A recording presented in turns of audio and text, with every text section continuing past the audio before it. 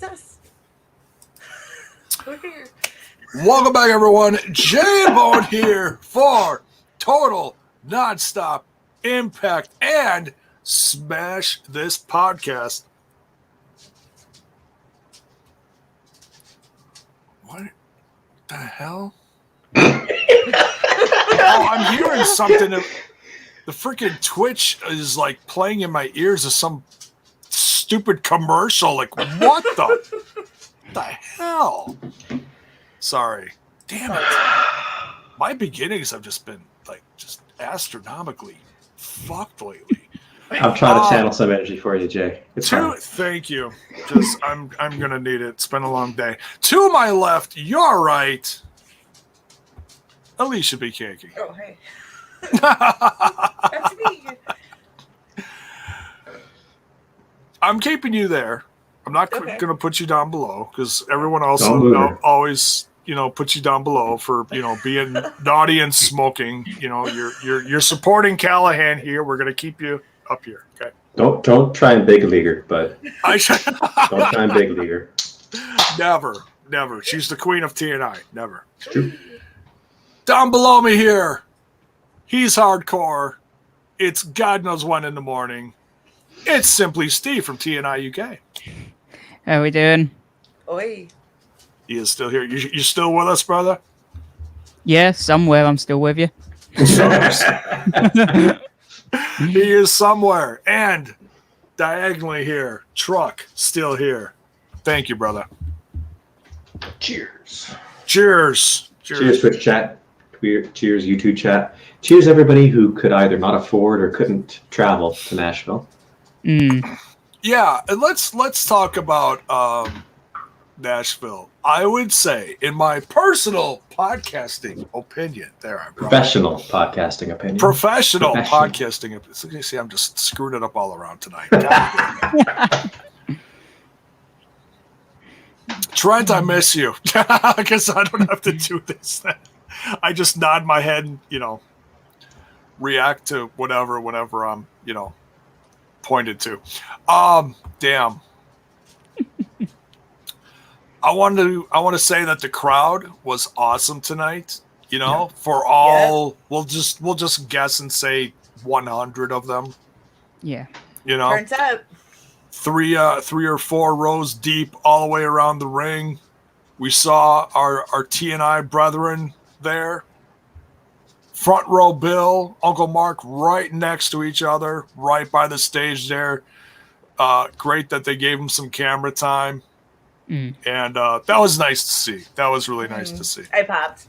Yeah. They popped too. Yeah, everybody popped for just the whole evening was so much fun. We're not gonna start out. Well, it's hard not to start out talking about the end. I know it was frustrating, especially for those watching on Fight TV. Not sure what the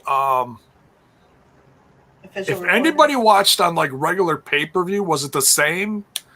I'm assuming it was, but I thought my power went out because we're having bad thunderstorms here, so I was a little surprised that it was a bigger problem.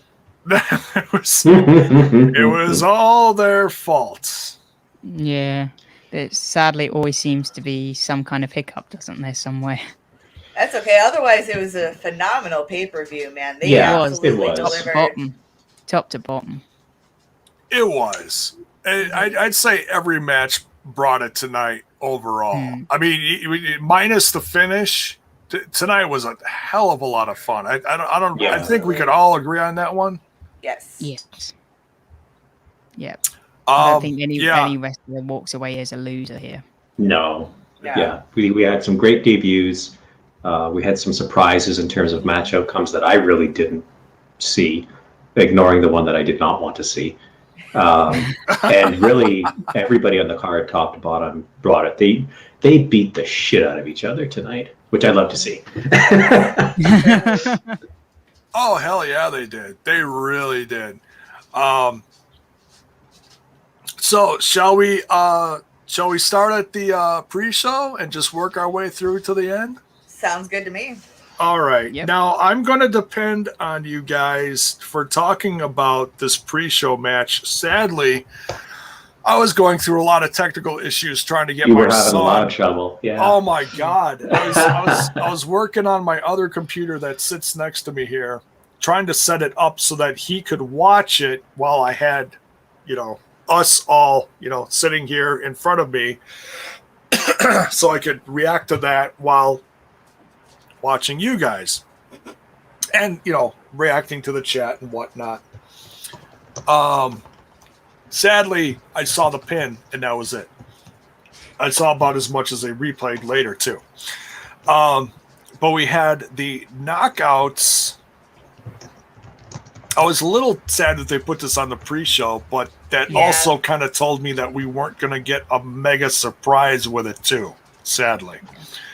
That was a feeling I had. I certainly was hoping I was going to be wrong, but we had the knockouts tag team championship match.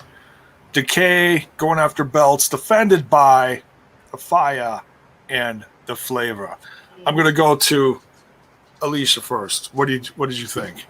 I thought this was an excellent match.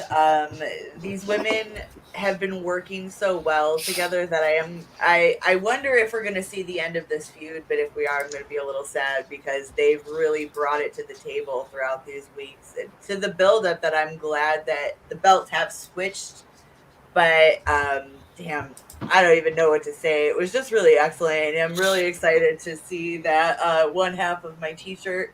Is that a Rosemary one? It's now a championship. It's a Rosemary shirt. Yeah, that's a classic I one, have a right? shirt, but it's in the other room. That's all right. Yeah.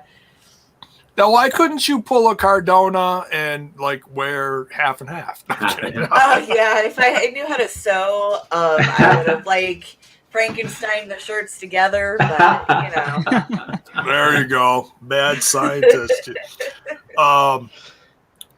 Guys, I don't care who wants to go first. Steve, you want to go first? What did you think of this?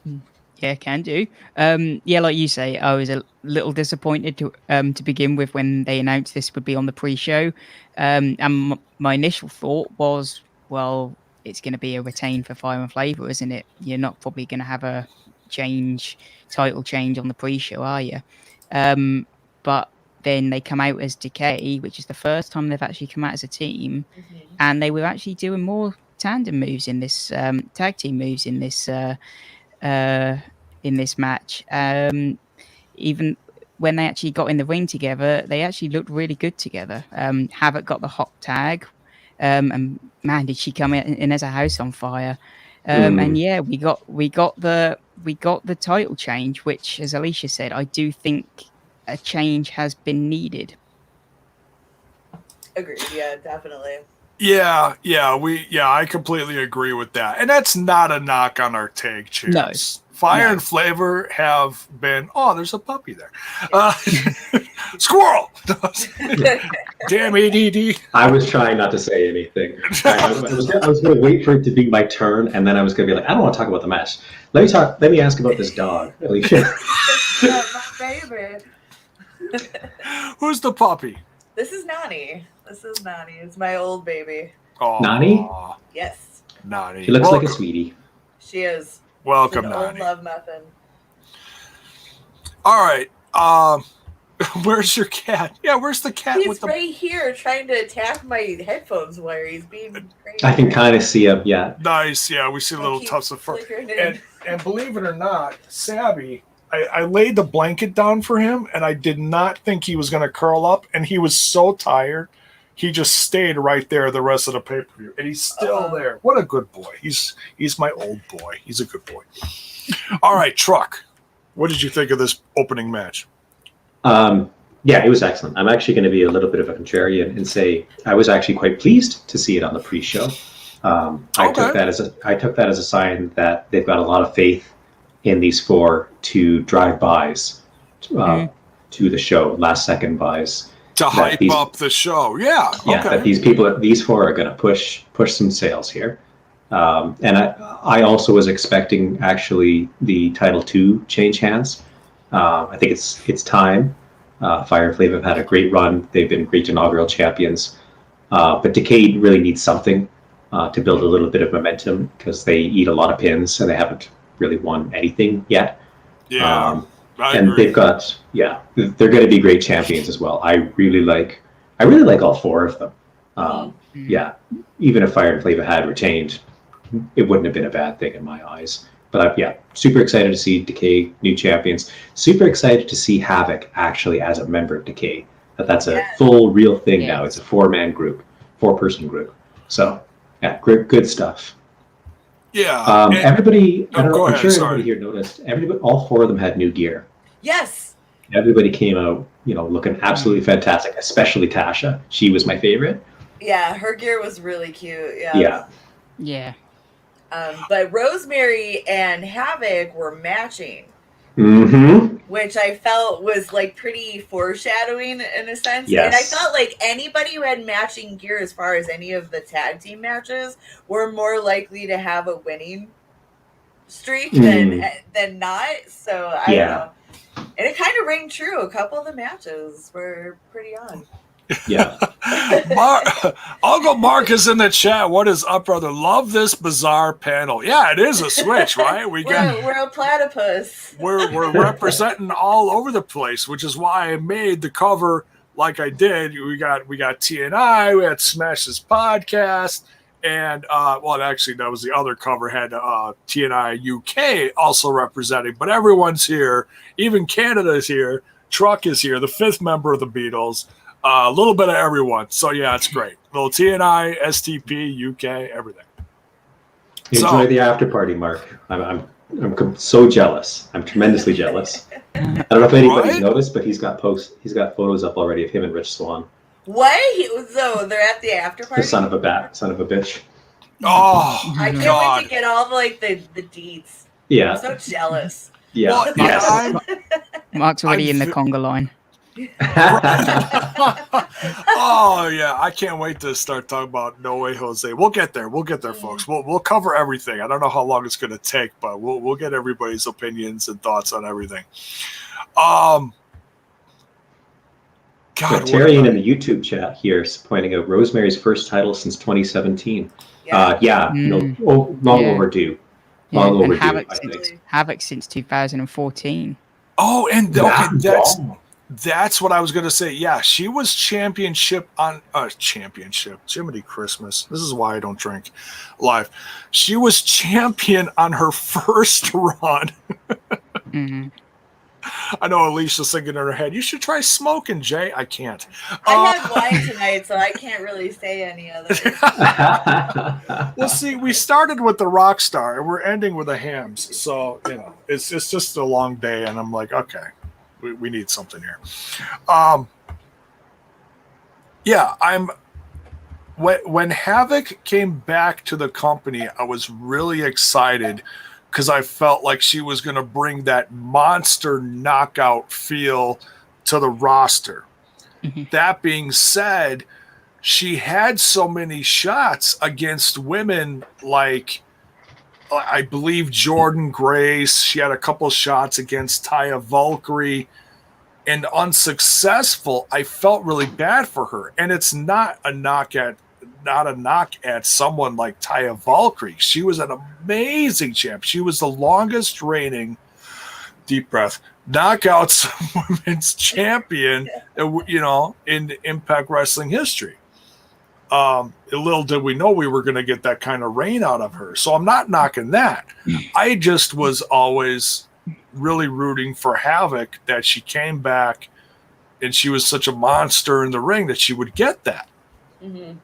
War Dog says stop drinking. Yeah, okay. Thanks, Dad. Right. Thanks for the bits, L Punk Tracy.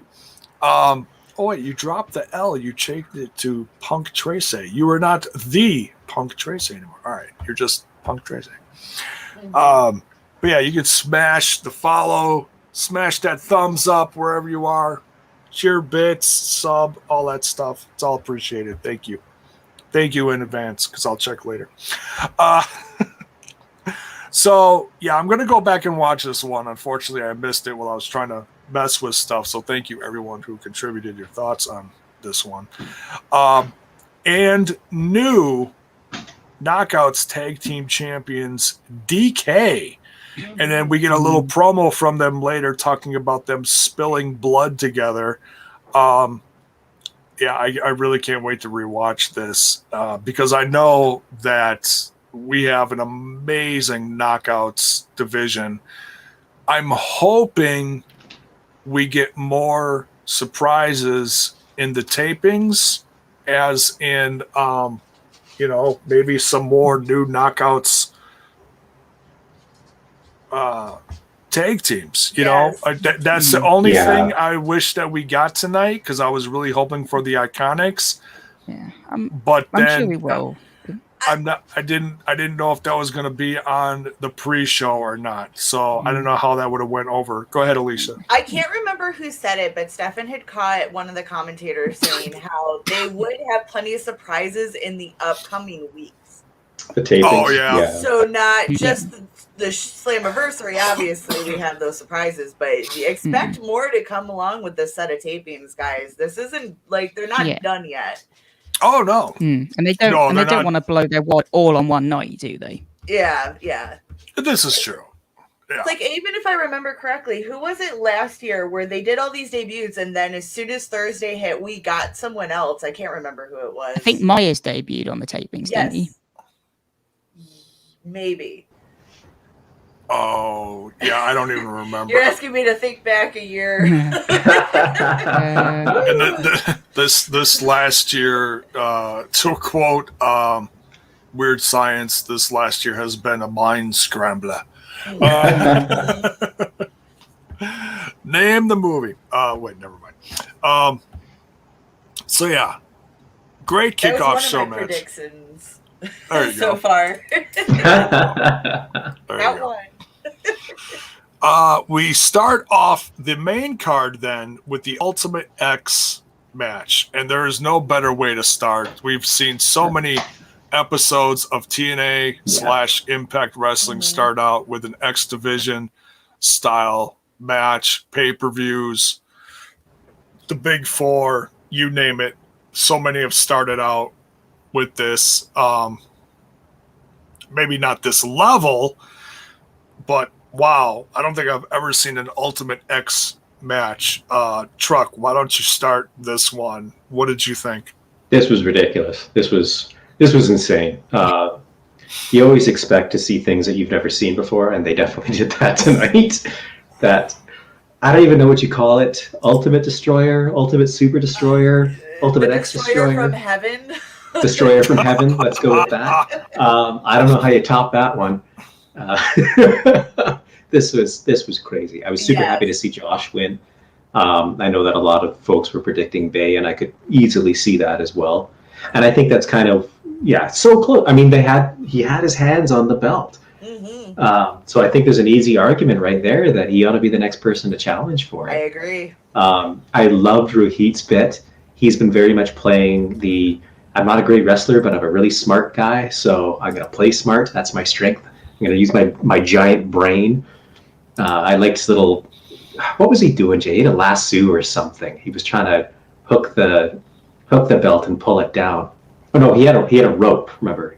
He had a rope that he threw up there, and he was going to try and climb it. And then he also had one of those long poles that you use to open windows that are way high up. And he tried to fish hook it down. I loved that. This was such a good match.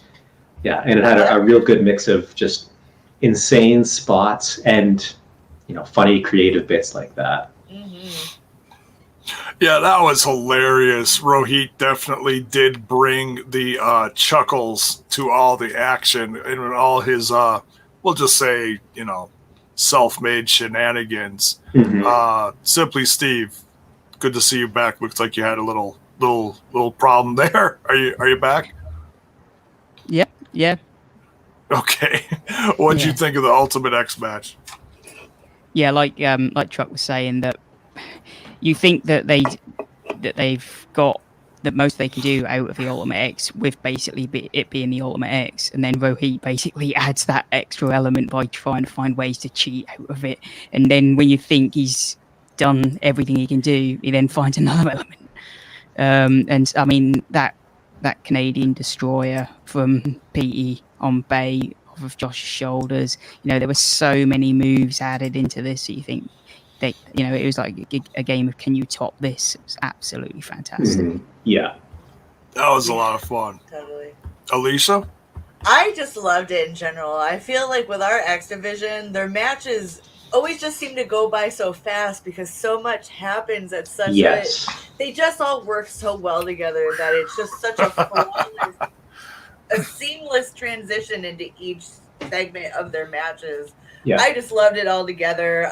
Another one of my predictions was Alexander taking the win. So right on, it was great. It was fun. Great way to start the show. I think most of us picked Josh. Yeah, the only one who didn't pick that was Kyle picked Bay. Close. But man, I made a little joke when Bay was coming down to the ring. I'm like, hey, some parts of his jacket are missing. It's air conditioned.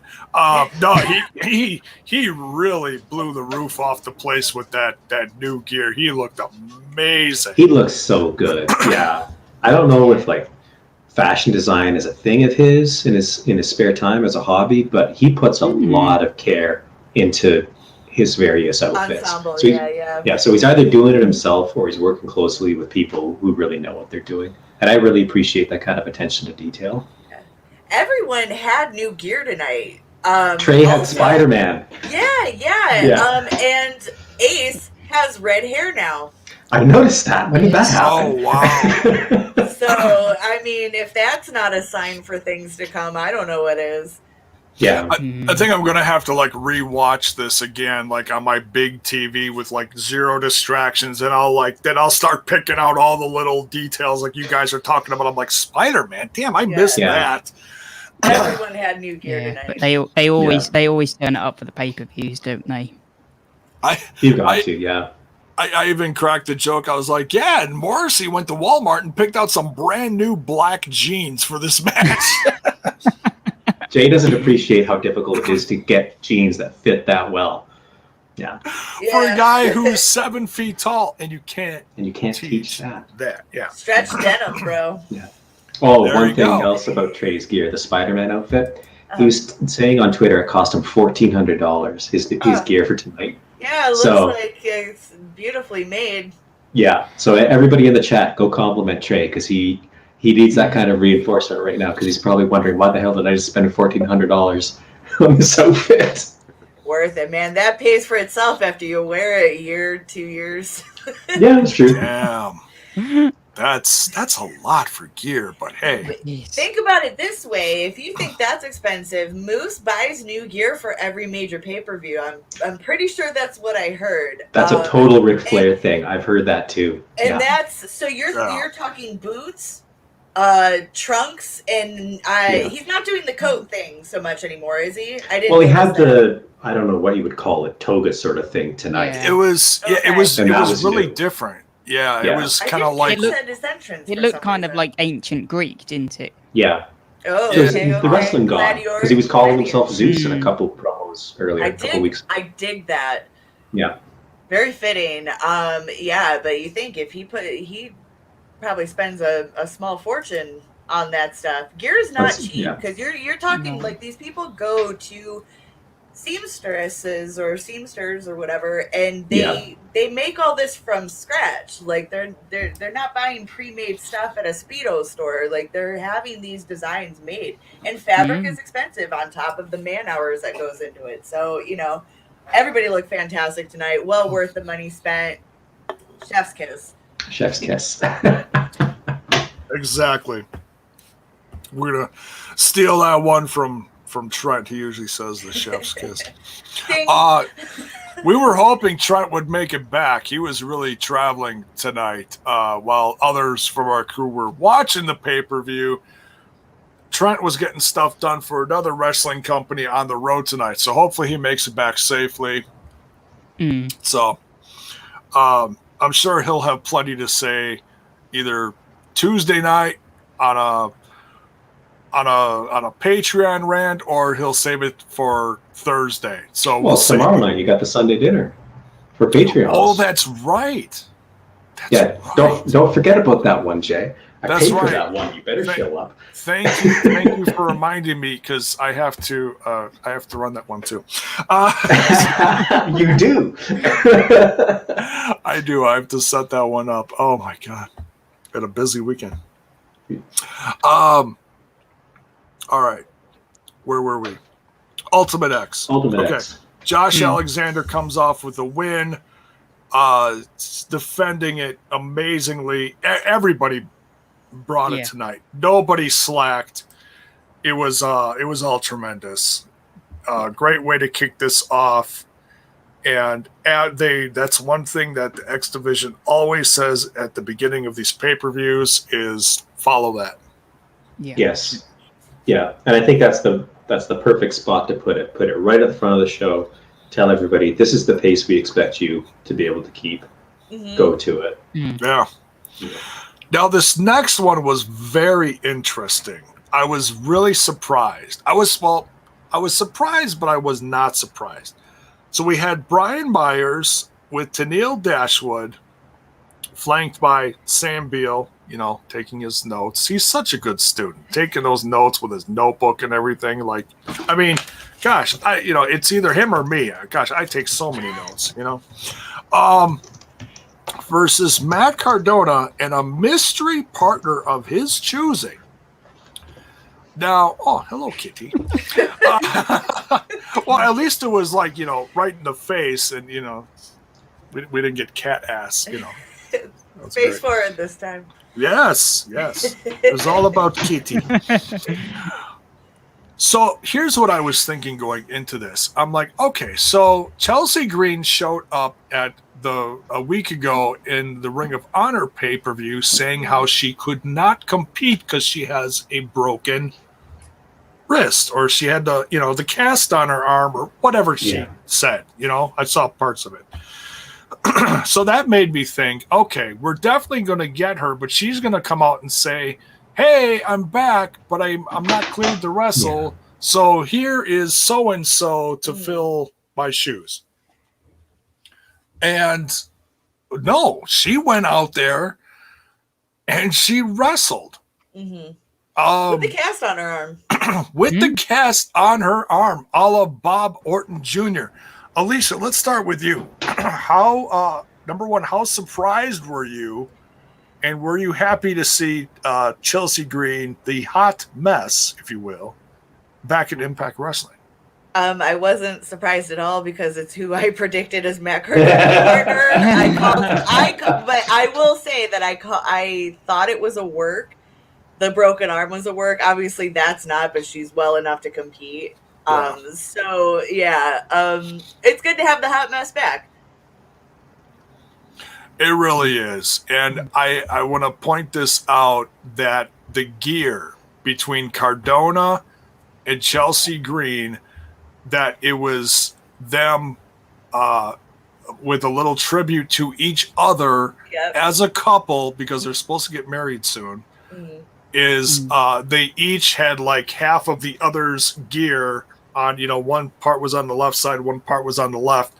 And that looked really cool, to the point that Matt Cardona even had hot mess.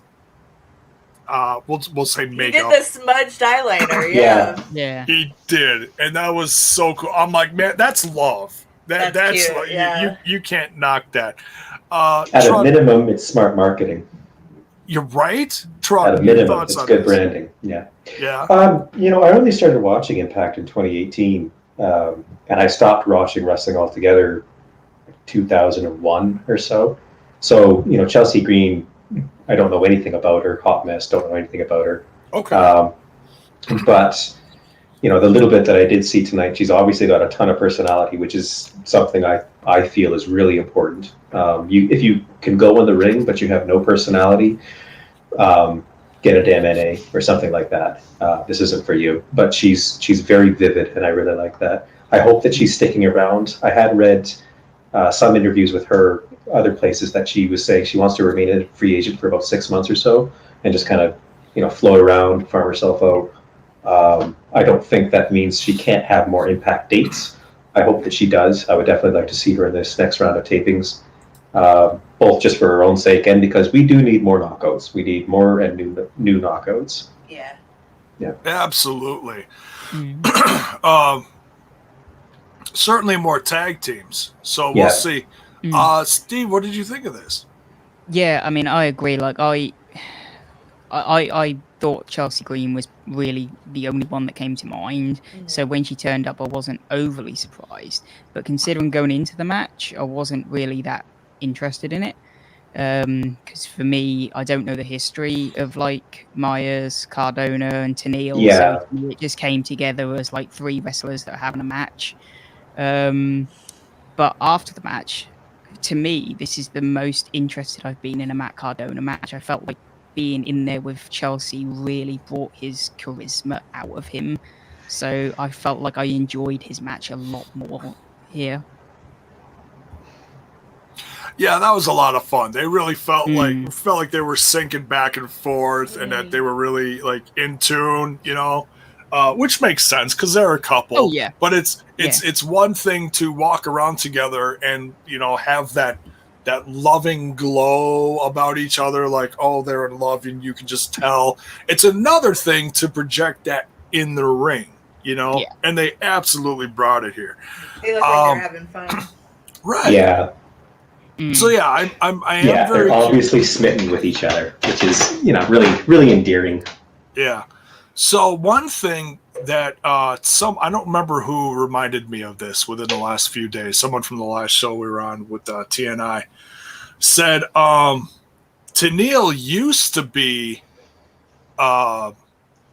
she used to be in a relationship with Matt Cardona. And I had completely forgotten about that. And those pictures started going around online. And it was like, oh, yeah, I totally remember that now. But that was one of those more quiet ones that fans knew about. But it wasn't like one that was like brought to the surface of television, that kind of thing, Yeah, it was an angle. Like a Johnny and Taya, that kind of thing. So when she turned on Matt and showed up and shocked everyone, it was a little nod to that, but obviously, it's a wink, I'm sure they're fine now, and it's like, oh, she did it on purpose. Fans will do that too, but but this was a lot of fun. It's great to see. Hakeem says here, wonder why they didn't call her Laurel Van Ness. Yeah, my guess is, Impact was run by different people when she was around at that time, as far as I know. And it could have been a thing that whoever was booking the knockouts at the time came up with that. Maybe, character-wise. Laurel Van Ness, the hot mess. It rhymes. It's a great name, but then she was a Chelsea Green from then on. So is that her shoot name? Is that like? Yeah, I believe so. Yeah, I'm pretty sure it's trademarked or whatever. Yeah. Okay. And he's got the trademark, has she?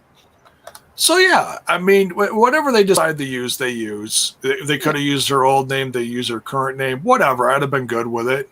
But my guess is that she got it trademarked while she was in the WWE, and so that's what she's going to use. So she's more known as Chelsea than Laurel anyway, so it just kind of makes sense. Yeah.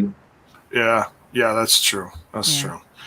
But the character of the hot mess is absolutely there, and that's great to see. And we certainly we saw that back in Impact Wrestling tonight. So welcome back, Chelsea Green. We'll have to wait and see what her future lies in wrestling abroad, because she also showed up in Ring of Honor, and fans of hers are gonna, I'm sure, watch her stuff anywhere. So we'll see. But yeah, Matt Cardona and Chelsea Green get the win here. The ring gear, great stuff. The half and half. Next, we got the monster Morrissey versus Eddie Edwards. Steve, let's go to you first. Your thoughts on Morrissey versus Eddie Edwards. What a match this was. I mean, I had going into this Morrissey winning it, but there was a lot of this match where I was like, I actually have no idea which way this is going to go. Either man could win this, and I'd be fine with it because it has been 50-50, and in the end, Morrissey was like, I can't beat this man. I'm going to have to use underhanded tactics, and that just shows, what Morrissey thinks of Eddie. Mm-hmm. Yeah. Yeah, they thought ahead to actually bring the chain. Like, I might need this, so I better come prepared. Yeah. Yeah. Keep going with that truck. What were your thoughts with this? I actually thought Eddie was going to win this one. He's coming back from Morrissey's surgery. first loss. And bring Morrissey's first loss, yeah. I know that folks who listen to the show on a regular basis know that Bill is really up on Morrissey and thinks a rocket's getting strapped to him and he's going to be world champ, early next year at the absolute latest. He just beat Eddie Edwards on a pay-per-view. So, yeah. And, really, it's a bit of a cliche, but it's true, heart and soul of the company. That's a really meaningful win. Whether or not it was dirty, doesn't matter. He got that win on a pay-per-view. This guy's definitely going places. The company's definitely investing resources in him. And I really like his work. I think he's absolutely terrifying to look at. He reminds me of guys that used to scare me when I was a kid, like Psycho Sid, Sid Vicious. Yeah. He's definitely got that thing going for him. And he can talk. He is a good talker. I know there was a lot of chatter online about, they got to get Enzo. They got to get Enzo. Bring Enzo in. Pair him together. I don't want Enzo. I want this guy to do all of his own stuff, including his own talking, because he's... Try not to swear here, because we're, 18 and under stream. He's really good. Just give him the mic. Let him be himself. Yeah. Yeah, this was a good match. There was definitely multiple points where I thought, Morrissey's going down. He's taking that first L. But, I really liked it. Looks like someone's trying to, we're getting invaded, folks. We're getting invaded. Better invaded. not be Kalon. He didn't even watch the show. He doesn't even like wrestling. We got Mark on the road. Can you hear us, Mark? What's up? Can you hear me? Hey, Mark. Hey, there he is. It's pouring rain here, and I'm in my car. So jeez. Can you hear me? Yeah, we can hear you. Yeah, we can hear you. I'm going to turn up your mic here just a little bit. What do you guys think? It was a good show. All right, so one thing you probably don't know is that at the end of the show, whoever ran down to the ring after Jay White came down, that's where it cut off. That's where the pay-per-view ended. I think he's gone. I think he's already frozen. You guys got to get on SaskTel. SaskTel Internet's great connection, very reliable. There you go. Yeah. I don't know if Americans can sign up. I'll look into it for you. Send you some info. Yeah, he's probably just dealing with stores. Should we just keep him like that for a while? It's kind of. Oh no, he's gone. Okay, never mind. I was just going to keep him like that because he looks extra high, Which he said he was smoking. So, very appropriate. Oh, yeah. Good old Mark. All right. So, I'm sure we'll talk to him more in the coming days. That's all right. Alicia, let's go to you. Your thoughts on Morrissey versus Eddie Edwards. Again, I thought this was a really good match. I probably predicted Eddie Edwards winning, but overall, these two put on a great showing, and it says a lot that Morrissey. You did. Went. Oh yeah, okay. So you were the only one of us who did. It's okay. Love it's some dub over here. Oh, I forgot what I was gonna say. But I'm sure it was really good. Yeah, it was a great match. Are you also scared of Morrissey? Is it just me? No. Okay. I will say have Morrissey fought gives bigger me, guys than that. Morrissey really gives me Killer Cross vibes. Yeah, he's it's bigger. kind of. He's definitely bigger in stature. But yeah, he's got that intensity, you know. Yeah, sort of like the way they're booking him as well. But yeah, like you were saying, like he's beaten Eddie Edwards, former world champ, beat Rich Swann and former world champ, two of the last 4 world champs in the last year. You know, it's only EY and Kenny Omega that he hasn't beaten in the last year. Yeah. Yeah, Morrissey is really on a roll, and especially now that he's beaten former champs like Swann, and he beat Swann, right? Yeah. Yes. Yeah. So he beat former world champs like Swann and Eddie Edwards. It's really starting to look like he is on a roll somewhere. Undefeated streak, right? Yeah, he is undefeated so far. He absolutely is. They're not drawing attention to it really, are they yet? No. Well, it's still kind of early, but I'm sure. I mean, they seem like they're going to be skyrocketing this dude to the moon. So, we'll just have to wait and see, I suppose. Yeah. J-Bone, do you see in the YouTube chat you have a special guest who's dropped by? Uh-oh. John Burton's in the chat, everybody. John Burton, what is that? Friend of the show. What is up? Good to see you, man. Oh, it's nice to have a visit from John. It is. Yes. He had a good seat tonight, I'm sure. One of the main hosts of BTI, which we do the co-stream on every Thursday. You know, we start early, we show that one, and we show the rest of it. And John is a great part of that. John, overall, put in the chat, what did you think of the show? I mean, I'm assuming you were there live. I hope you were.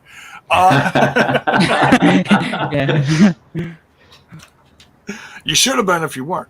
No, I'm assuming you were. But yeah, let me know what you thought of the show. Great to see you here, man. But yeah, I love the Morrissey Eddie Edwards match. No Enzo. I thought he would appear. I thought if he was going to show up anywhere, he was going to show up tonight because of fans, and that's like 90%. He needs a crowd. Right. That's his thing. Yeah, if that's a thing, if he's just putting all that energy out there into the universe and no one's there, it's going to fall flat. Oh, yeah. It's even better with a bigger crowd, but at least fans were there, you know, and I felt like they really brought it tonight. So, but I was okay with. I wasn't upset that there was no Enzo because I felt like what Morrissey did tonight really put an exclamation point. Excuse me, as far as how he's where his journey is going so far, and so good. And with beating Eddie, I think he immediately puts himself into a title picture. I think it's an easy argument to make now that this guy deserves some kind of title shot, whether it's X Division or World. Either There's been a lot of talk about Sammy, about the hero we don't want. Could Morrissey be the hero we don't want? Another one? Yeah. It could be. I mean, it's really hard to tell, like, where Moose's journey is going to, and we'll get to his match. Yeah. So, because it almost seems like after all this, Moose is still, like, headed away from the title shot. Yeah. Well, I don't want to say lost yet. I would say lost if we didn't know whether he signed or not. Okay, I would say, okay, he's signed for another X amount of years. We'll just throw out 2 because that's usually what, most Impact folks sign for is 2 years, depending on what's going on. We know he's signed. We're happy about that. There's plenty of time. for him to still tell his story if that's in the plans. Mm-hmm. I know a lot of fans of Moose were really hoping that he'd be the one to steal it off of Kenny Omega. Mm-hmm. And, well, Impact fans have not gotten that yet. We didn't get it with Sami Callihan, sadly, either. We'll burn that bridge when we get to it. Yeah, it's something will happen. Kenny's not going to stay champ forever, but this is obviously the summer. Now we know this is the summer of Kenny Omega, because I don't think Kenny Omega is the type of guy to lose it on TV. But you know, I can't say that with such definite accuracy either, because we've seen it change on TV in the last couple times in the last handful of years. Aries took it away from Rude. Somebody fill in the blank on this one. Bobby Roode. No. Eli Drake. Thank you. I was going to start pointing and somebody was going to get it. Hulk Hogan? No, that's this. Never mind. He points a different way. But yeah, Aries did it. Callahan did it on the Access TV debut to Brian K. So we have seen that before. So who knows? Who knows what the hell happened at the tapings? Still, yeah, it's wrestling and you never know. So, but yeah, Morrissey came off with a definitive win against a former champ, Eddie Edwards. I love this one. Morrissey still just an absolute monster. He looks still great. Undefeated. He does. Yeah. I mean, he Yeah. brings it like old school. I'll say like old school Taker does. Before before Taker started like flying all over the place and doing like lucha libre stuff and really stepping up his. Well, I'm just saying, the whole, topes over the rope and everything, I don't think anybody else will call it lucha libre, but I mean, I'll throw it out there. I'll put it out there into the universe. Yeah. I'm really enjoying your expression. Just put a mask on. Just put a mask on Taker and call him L Undertaker. I'm kidding. All right. Taker. Hell, never mind. Next, Chippity Christmas. We get an impromptu match. This one came out of nowhere, but it was still kind of fun. Yeah. I Sorry, I know my enthusiasm is contagious. I'm having trouble containing the volumes of my joy. It was great. FinJuice is back, everybody.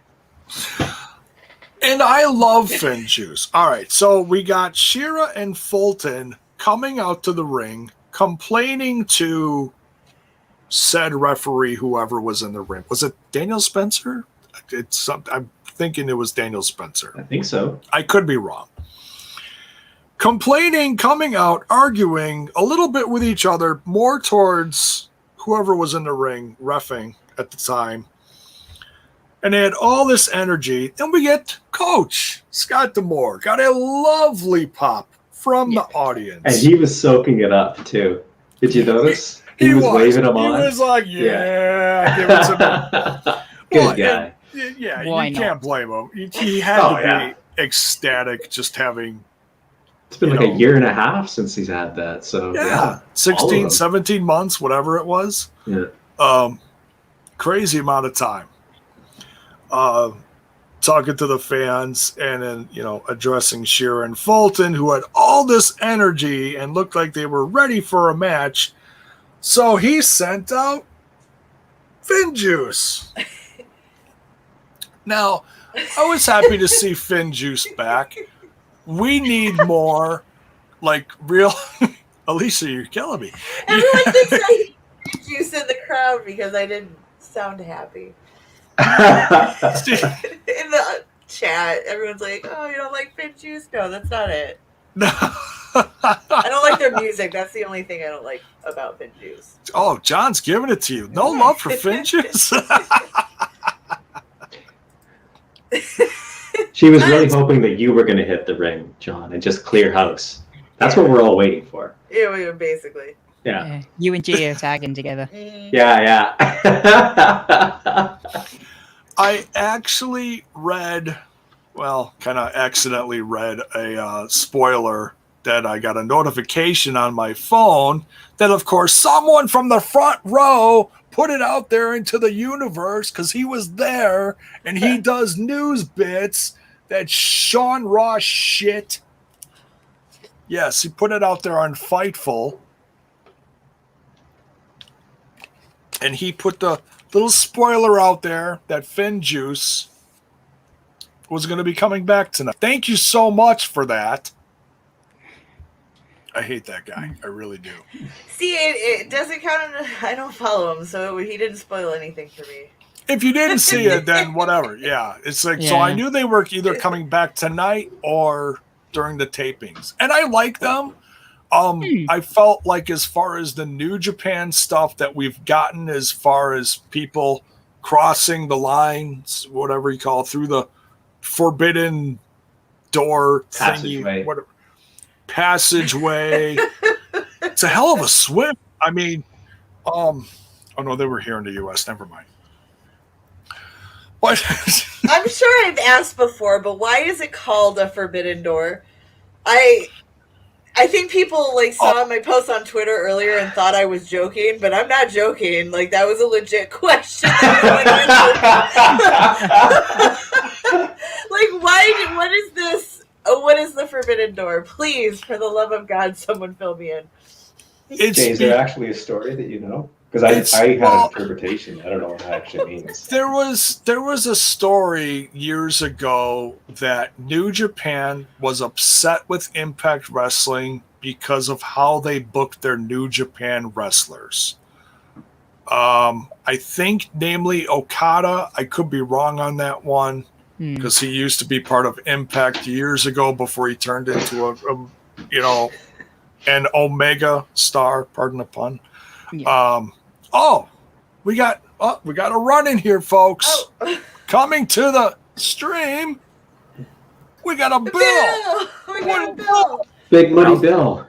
Flava-versary, baby! From the hallway outside the venue. No. I'm back at the hotel.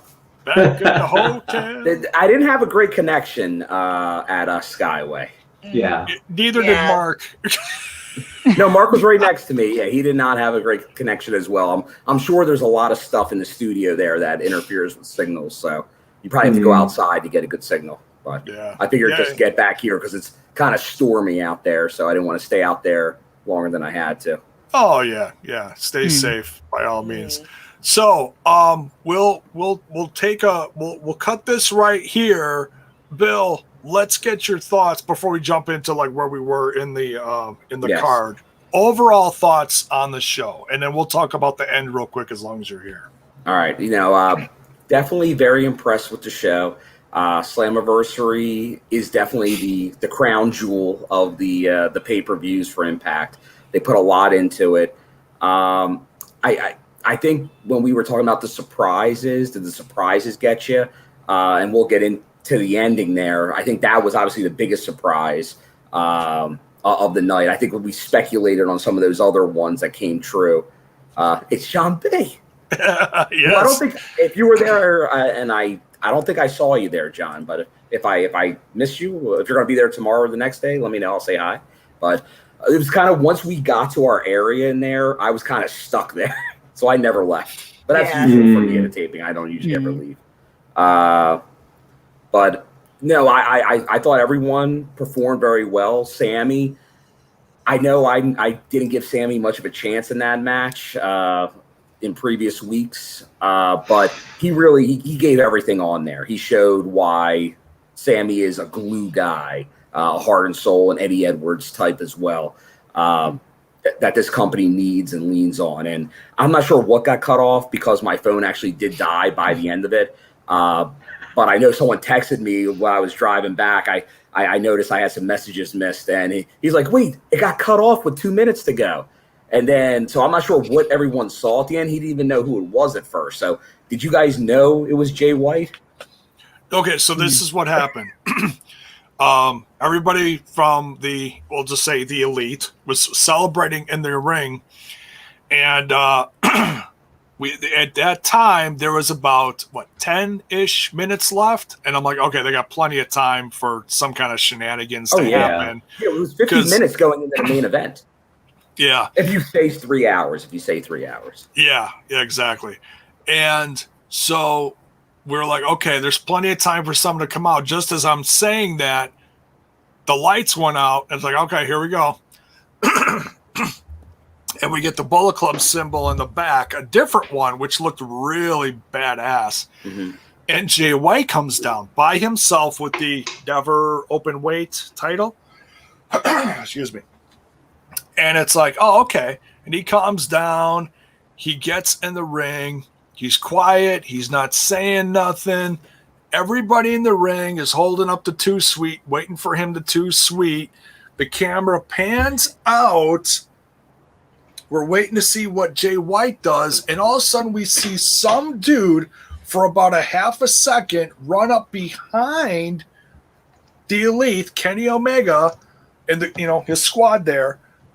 Some white guy in white tights, or who we thought was a white guy in white tights. It was such a flash. We saw someone running down to the ring, and just as he hit the apron, Impact Wrestling cut off right there. I didn't even see that much. I saw basically the feed cut off, and we heard commotion, but we saw nothing leading up to that. It was just Jay White facing the Elite, and I don't know if they were about to do their 2 Sweet hand thing or whatever, but it got off there.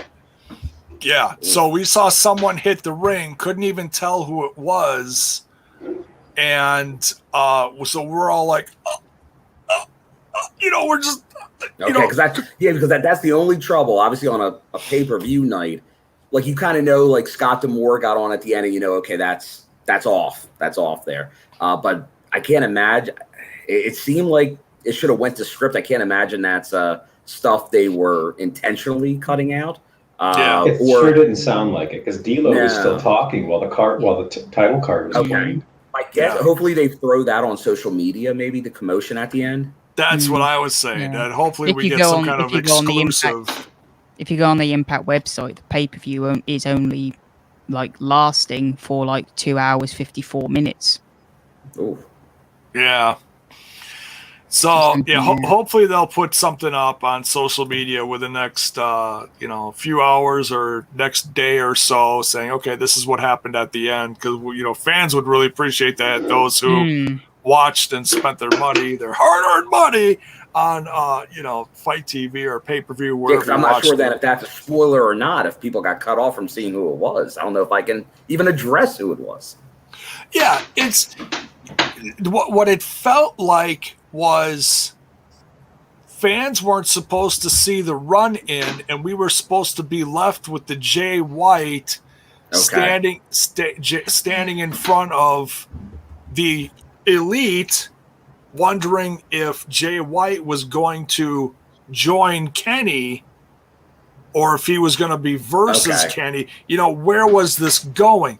But then apparently that was supposed to help promote Jay White has a match coming up with, is it David Finlay? Correct. On the 14th.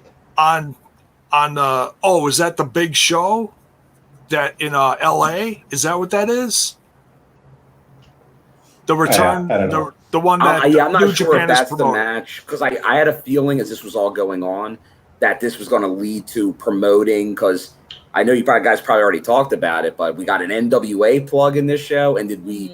My guess is maybe commentary plugged the New Japan stuff with the show at the Coliseum in LA, because we already know the Good Brothers are on there, but Jay White's on there, FinJuice is on there, all that. Right, stuff.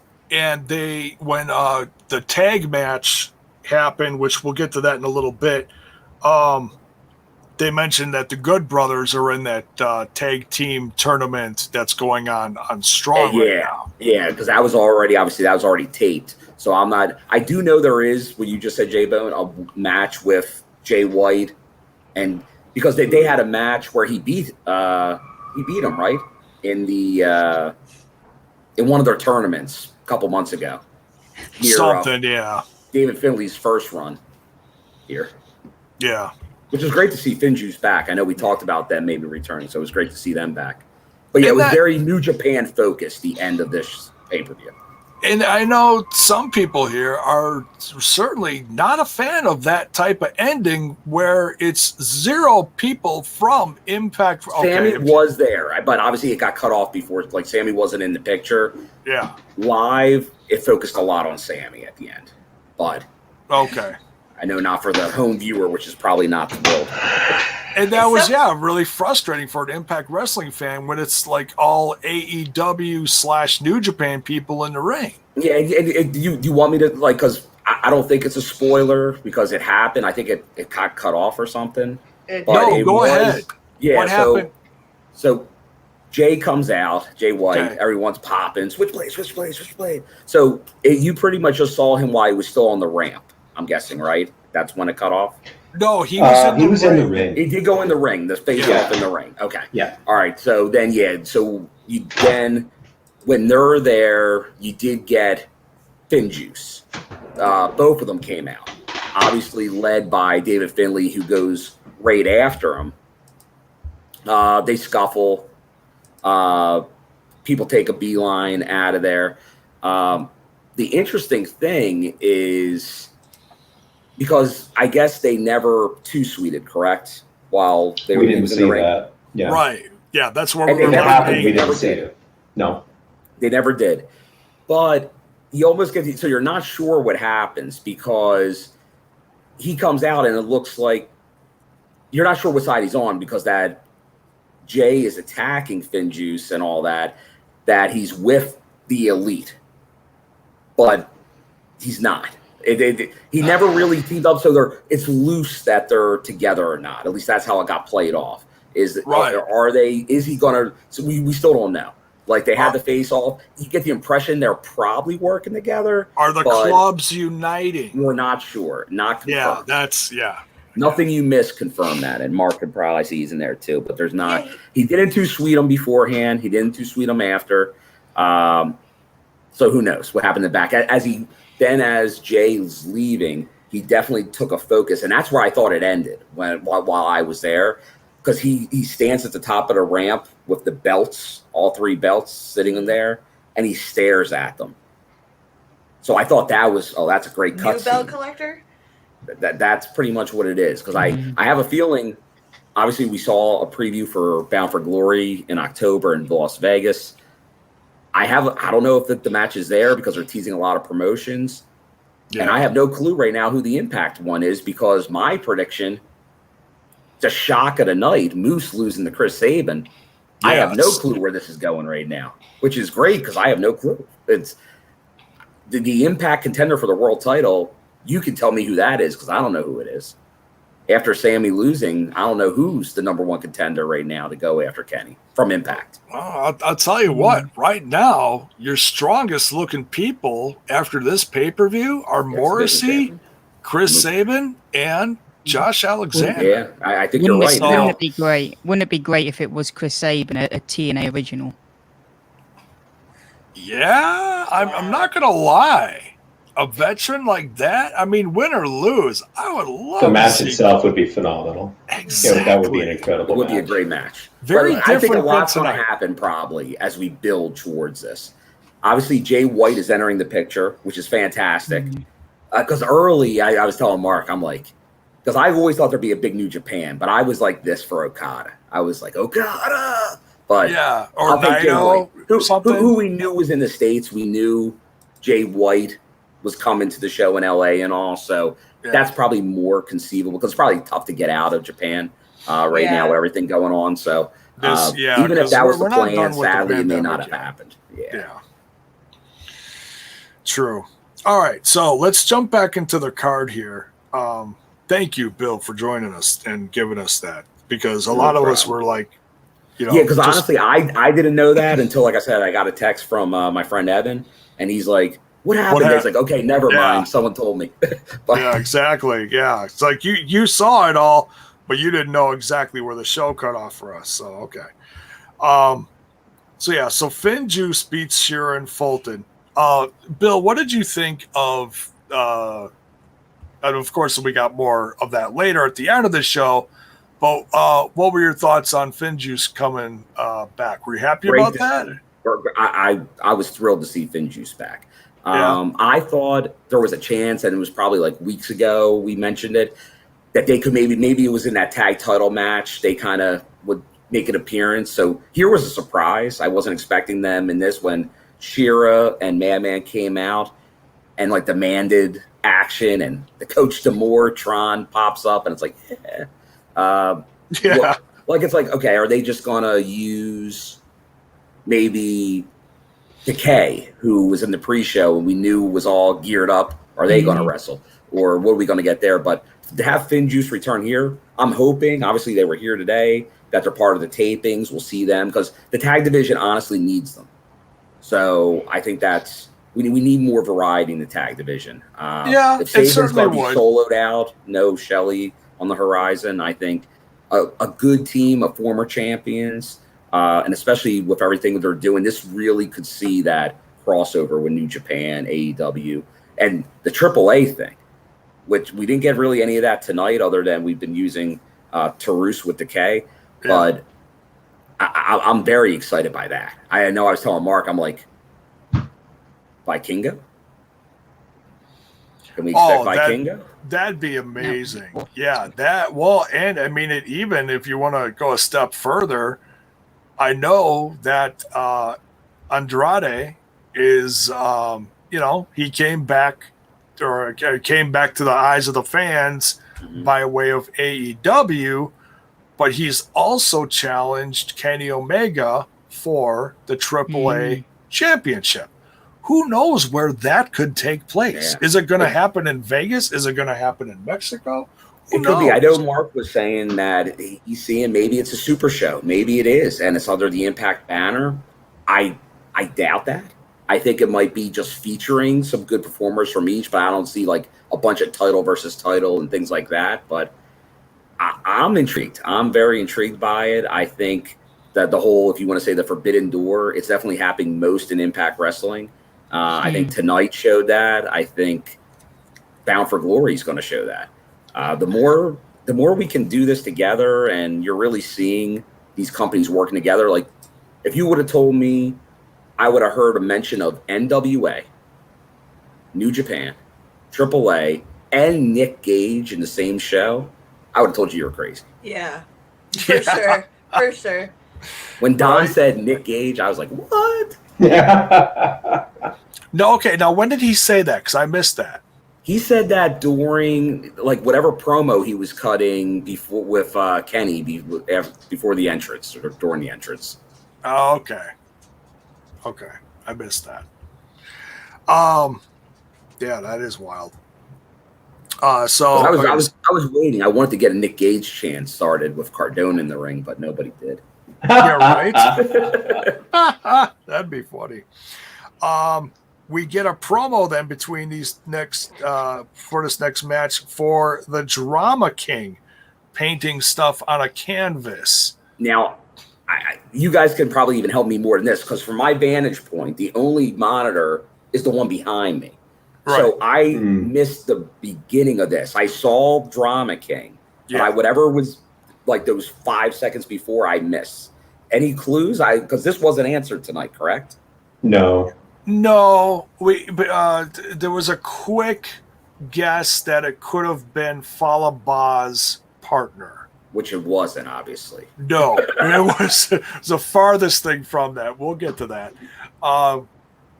But the drama king, in my opinion, is going to be Aiden English. Yes, someone just popped it in the chat here. Lakers. Well, I saw his name booked for a show at the arena in Philly. What was it? Scott something? He's going by? Because I'm like, that guy looks familiar, but I had no clue what the name was. And it was like, oh, that's Aiden English. Oh, that's probably his his real name. Yeah, it's probably his shoot name he's going by right now. But that's probably the name. So that would make sense, because if you haven't noticed anything, there's definitely connections, and I think he did stuff maybe with Lariato Pro with Doc's promotion.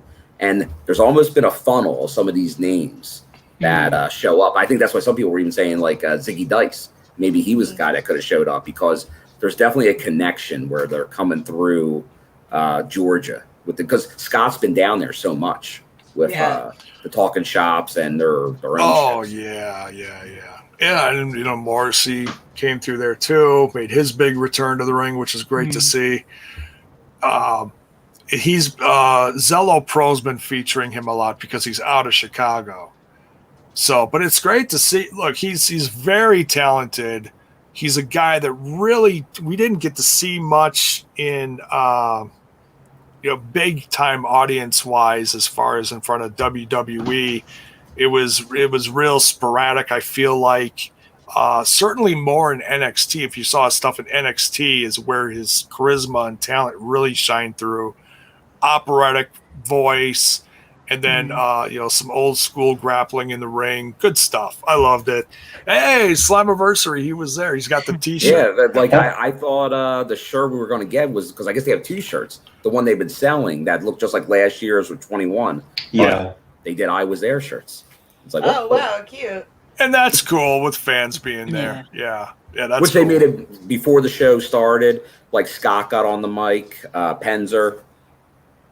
And you watched at least a handful of the entrances, you could tell how, like, level 11 they were, the wrestlers, like, very excited to be back in front of fans. You could tell it was at another level, which was great. And just soaked it in. And you couldn't blame them for that. That was great. Yeah. So next, very interesting. One of the best matches of the night, in my opinion, Moose versus Chris Sabin. Yeah. Alicia, let's start with you on this one. You asked me, I accidentally missed most of this match because I was out walking my dog. Oh, well, you were taking care of your puppy and us family. That's all right. That's understandable. That's okay. Truck, let's go to you. It started fast. It had a really high tempo, really high pace. Again, I said at the beginning of the review here that everybody in the card beat the absolute shit out of each other. These two definitely did. Yeah, Bill, you wanna? Because you were right kitty corner from when they were doing that. I was right there. The I told Mark that first chop by Moose to Chris Sabin may have been the hardest chop I have ever seen live. It sounded bad. Mark even said it. He thought he caved it in, that he would have been seriously hurt from that. Just the sound of that chop. And then when he did it again, it's like, oh my gosh, you're gonna kill the man. The second one looked harder from where I was watching. It was equally hard. Yeah. I just think, I'm sure to Sabin it felt even harder because it was now. He didn't look happy. He didn't look like he was having a good time. He was not happy. But once Moose got that first one, it's Wrestling 101. You got to do it again. And I fell for Chris on that one because. And who knows? Maybe because of how that booking of this match was going, he was going to get his shots in, but it was stiff. It was a really good match. But that was as tough a chop as I've seen, and it was. Sabin's he's gonna have that mark. You're gonna see that for the next month and a half on TV. Well, because the tapings start tomorrow, don't they? Correct. So it's not going anywhere. So you're going to see it for weeks. Hail Sabin. Yeah. I noticed that there was 2 people across from you on the other side of the aisle who brought Hail Sabin signs. And that was great to see. I wasn't sure. Those were some true TNA Impact people. Because I really wasn't sure, because the people that were vocal about going tended to be more of, let's just say, a new fan base, which is fine by me. All of them hop on board. But in the end, it was a strong Impact loyalty crowd. And that was great to see. During the main event, you can really tell it. Maybe 90% to 10 loyal TNA Impact all the way people. And that was great to see. Yeah. Not great seeing Moose lose. But we all love Sabin. That was a shock. So yeah, I don't think I'm always happy for Chris Sabin. You know, I got my Sabin jacket at home, but that he beat Moose, I have no clue where they're going right now because I just was assuming Moose was bound for and he glory. beat him clean. He beat him clean. When was the last time that happened? Yeah, I mean that to me that means Sabin has a legitimate claim to. You have to give me a title shot against Kenny Omega, I assume. He has to. He did something that Kenny couldn't. No, and then maybe based on that, somehow Moose gets back involved, and that's how he maybe gets the Bound for Glory. But I can't wait to see how it turns out because I don't know how it's going to turn out right now. Yeah. Yeah, crazy. Very hard to say.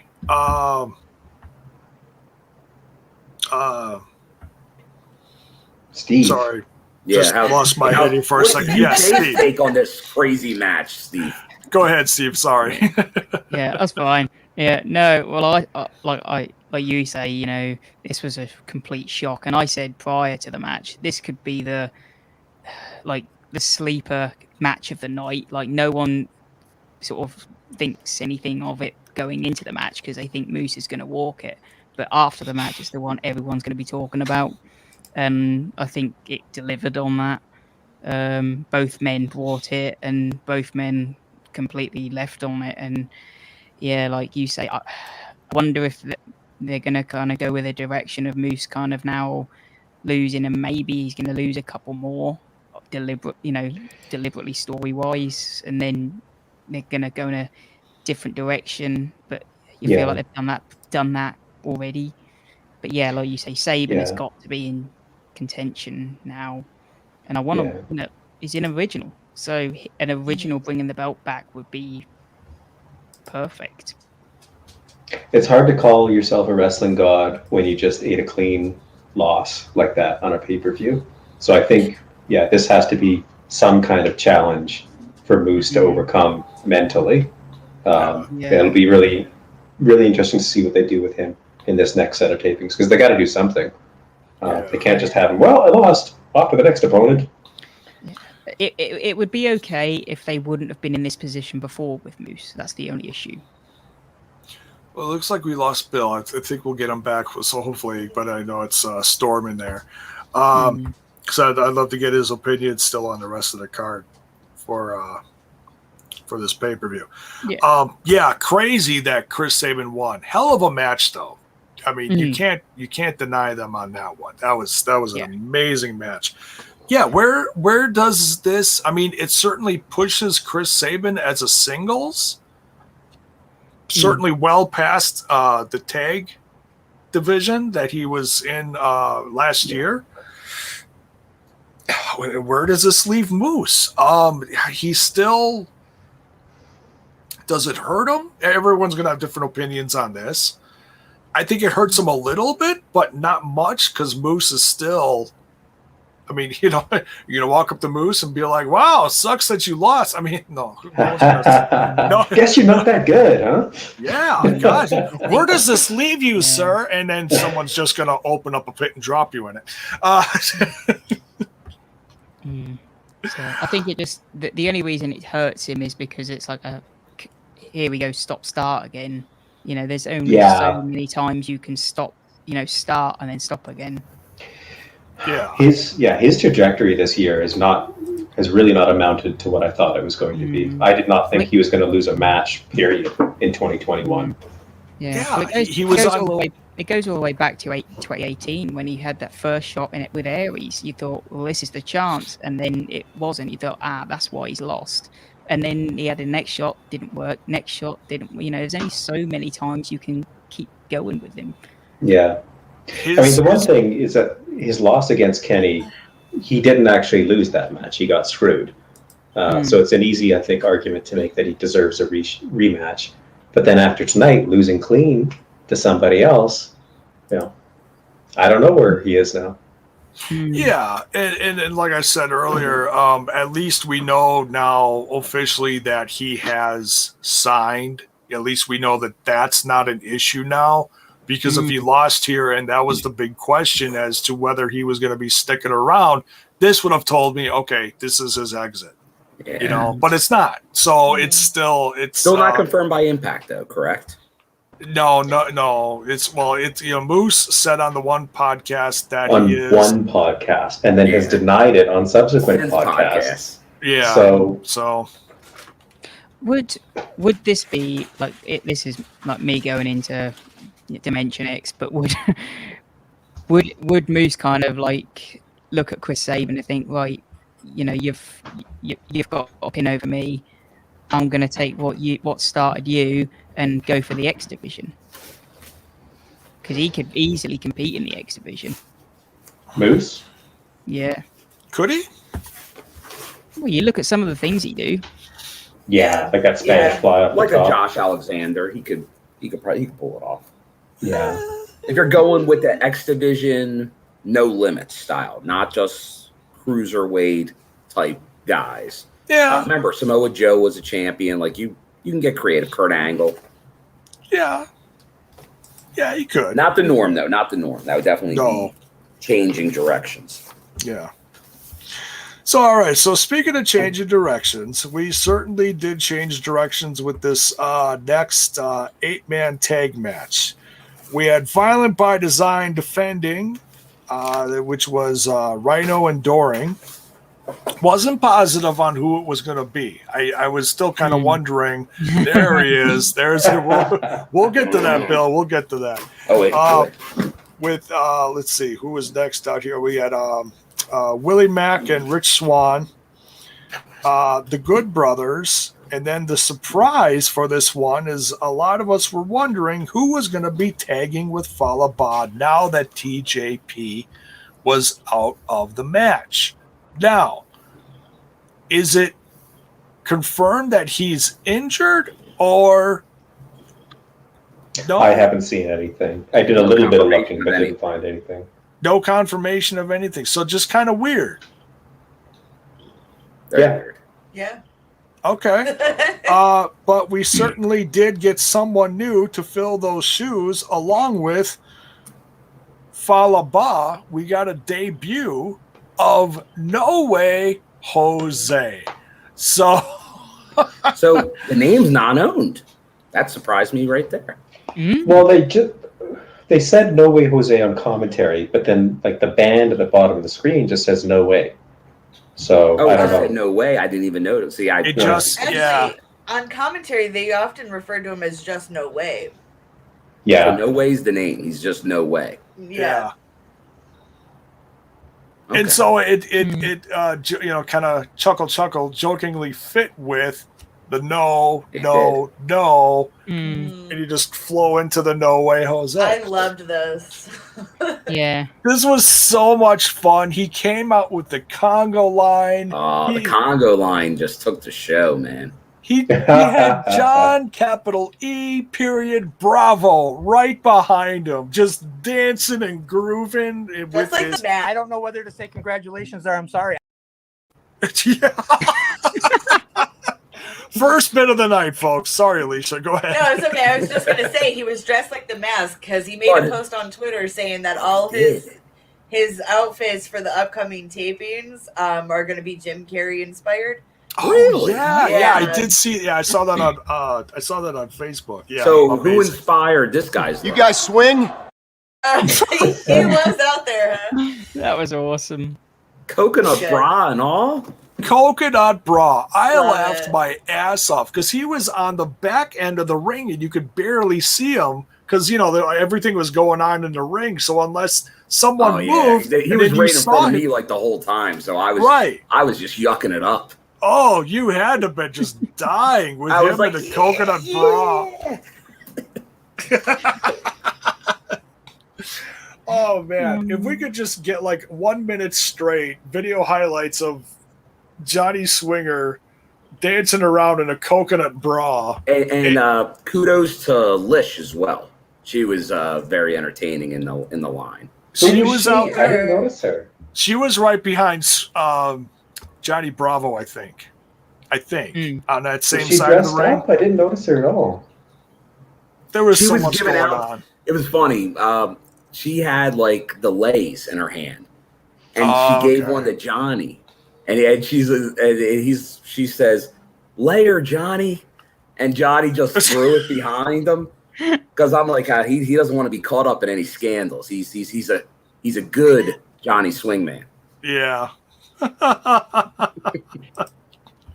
I want my pizzles back. He's got to keep the gimmick clean but dirty. Because he's a dirty swinger. Steve, what did you think about the introduction of No Way Jose? For so long, I've been calling for TJ and Fala to kind of come back to the team because they've been like they were so good together, and then when we found out that TJ couldn't be there and we got No Way come out and tag together, instantly I'm loving these two together, and I feel like I would rather these two be together. Yeah, they really gelled. I loved it. What's interesting is No Way Jose has not wrestled on TV for well over a year, and he was in one of the first big groups that got let go over a year ago, almost a year and a half ago. So, in fact, to the point that he even started putting out some narrative kind of like promos, or at least one of them, around the same time that EC3 was, which made me feel like he was going to start showing up with, we lost Bill again, that we were going to, that we will get, No Way Jose or whatever his real name is around the same time. I mean, he even had like different hair. He didn't have the big hair. He had braided straight. Yeah. So we didn't know what was going to happen. And that was the last we saw of him, almost a year and a half ago. So I love this. And let's just jump into... it brings more charisma, I feel like, Fala as well. Totally. Yeah, it just They totally vibe brings it real out. well together. Yeah, Alicia, go with that. Go ahead. Oh no, this is another one of those matches like the X Division match where there was kind of like a lot going on. It's hard to keep track of, but we did see a belt change. Yeah. The Good Brothers are now once again tag team championships at Impact. So how do we feel about that? Wonderful. Truck spoke quietly yet very loudly on that reaction. The roof is on fire. Go ahead, Truck. You want me to go? Yes. Go on, let you go. I fucking hate the Good Brothers. I do. I hate them. I think they're boring in the ring. I think they're tedious on the mic. I think that they are not Impact guys. They're more AEW guys, and they're certainly more Good Brothers guys than they are our company. I think we're back in a situation where two of our belts are held by people who are outside of the company. I'm not happy with this at all. I figured that they were going to win when they self-inserted themselves into this four-way. I don't understand how you can have a group as interesting as VBG there and doing such great work, and EY cutting such interesting creative promos, and you put it on Budget Hall and Nash. Yeah. And you can clip me on that one. It smells like beer, sweat, self-tanner, and baby oil, brother. Wow. That quote follow-up kind of put what Truck said into perspective. Holy shit. I can't unsee it, dude. I can't unsee it. Oh, no. Yep. Yeah, that's my thought, Jay. I wouldn't quite go that far. I'm not saying I agree, but like the mental image is there now with the wigs. But I do agree with you that like I still say Violent by Design should have held the titles till Bound for Glory. But if you were going to put it on the Good Brothers, which I felt they were, did Violent by Design have to eat the pin? I mean, they weren't even in the match for long, were they? They spent most of the time on the apron, and then they got in the ring to eat the pin.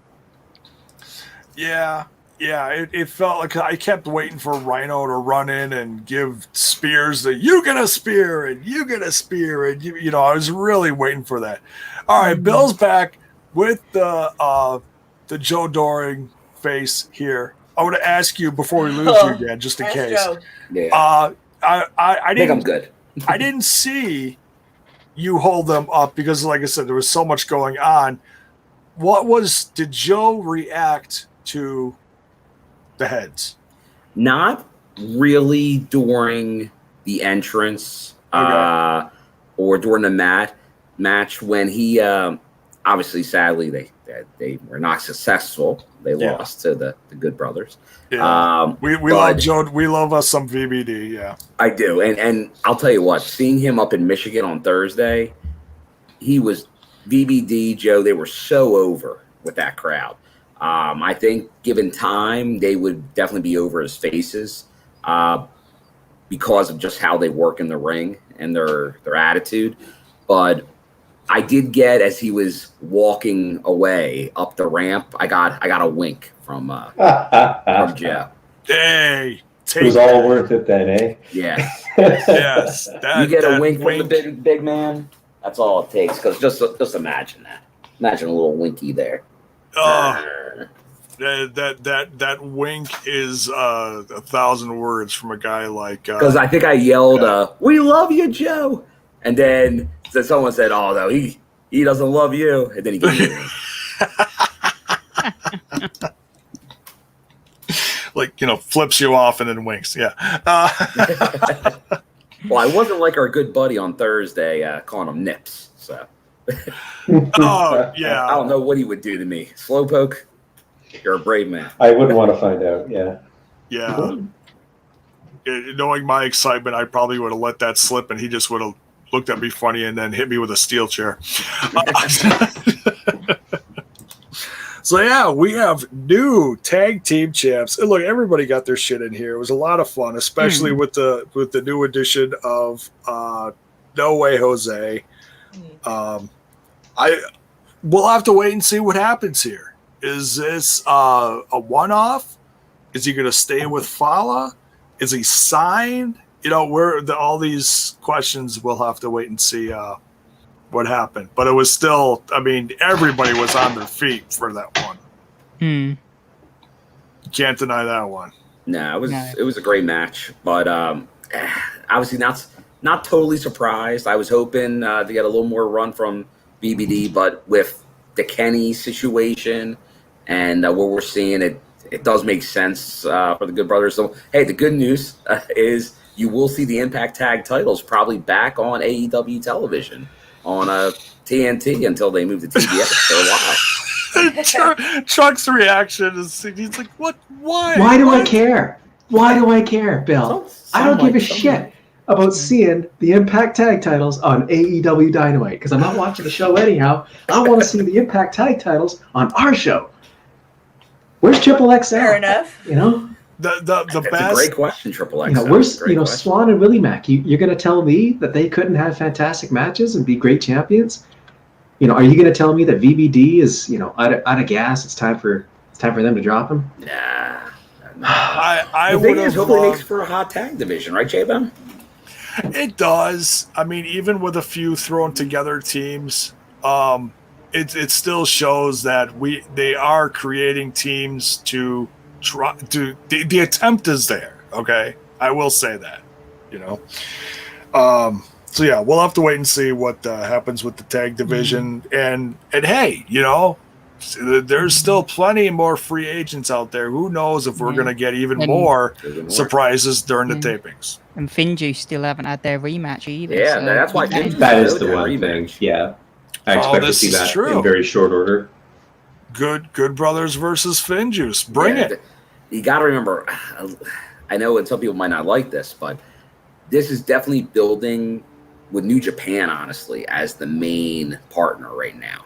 I know there's still AEW, there's going to be AAA, and there's going to be a little here and there, but New Japan that's our partner right now.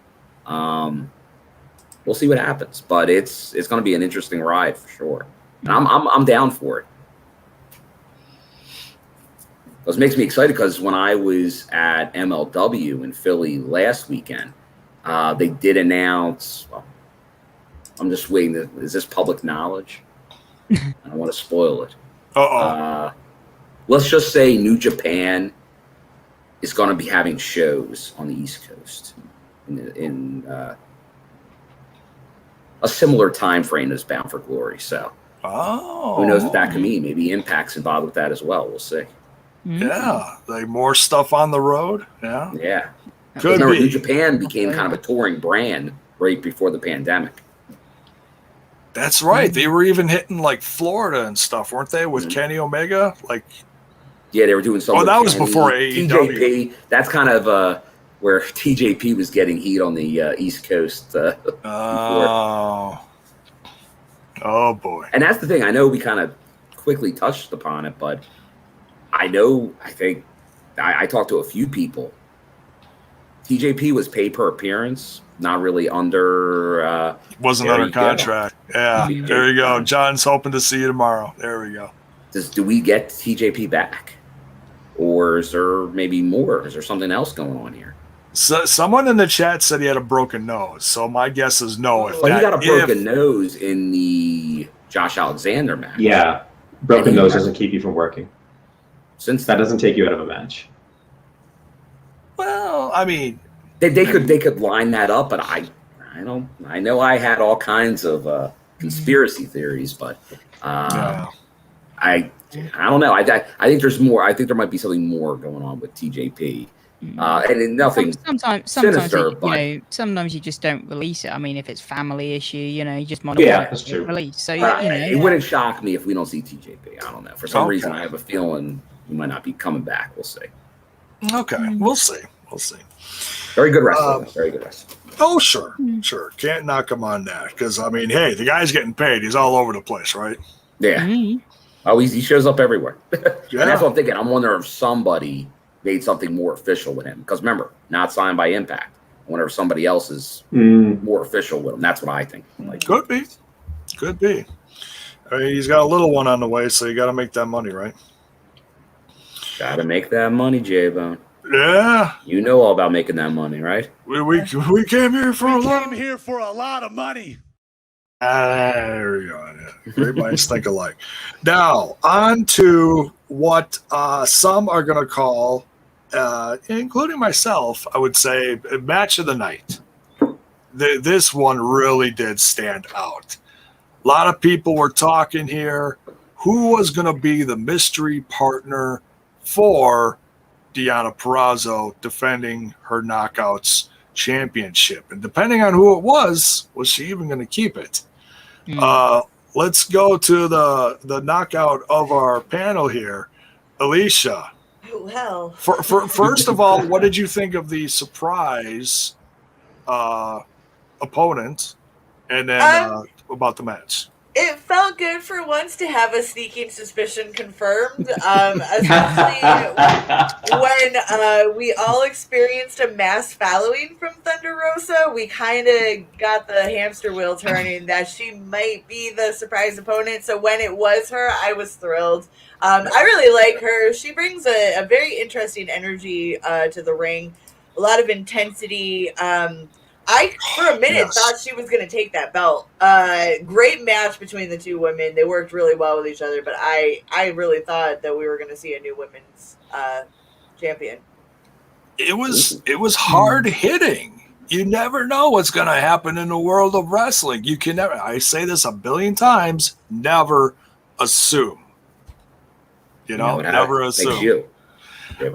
Bill, what was the audience's reaction there when you were live to Thunder Rosa? There was some pop. There was definitely good pop. And I was saying it to Mark, too. It doesn't hurt that she's been on AEW a lot. Obviously, she's not an AEW contracted talent. She's an NWA talent. Just because you get back in that whole Kylie Ray situation. She has her own AEW shirt, though.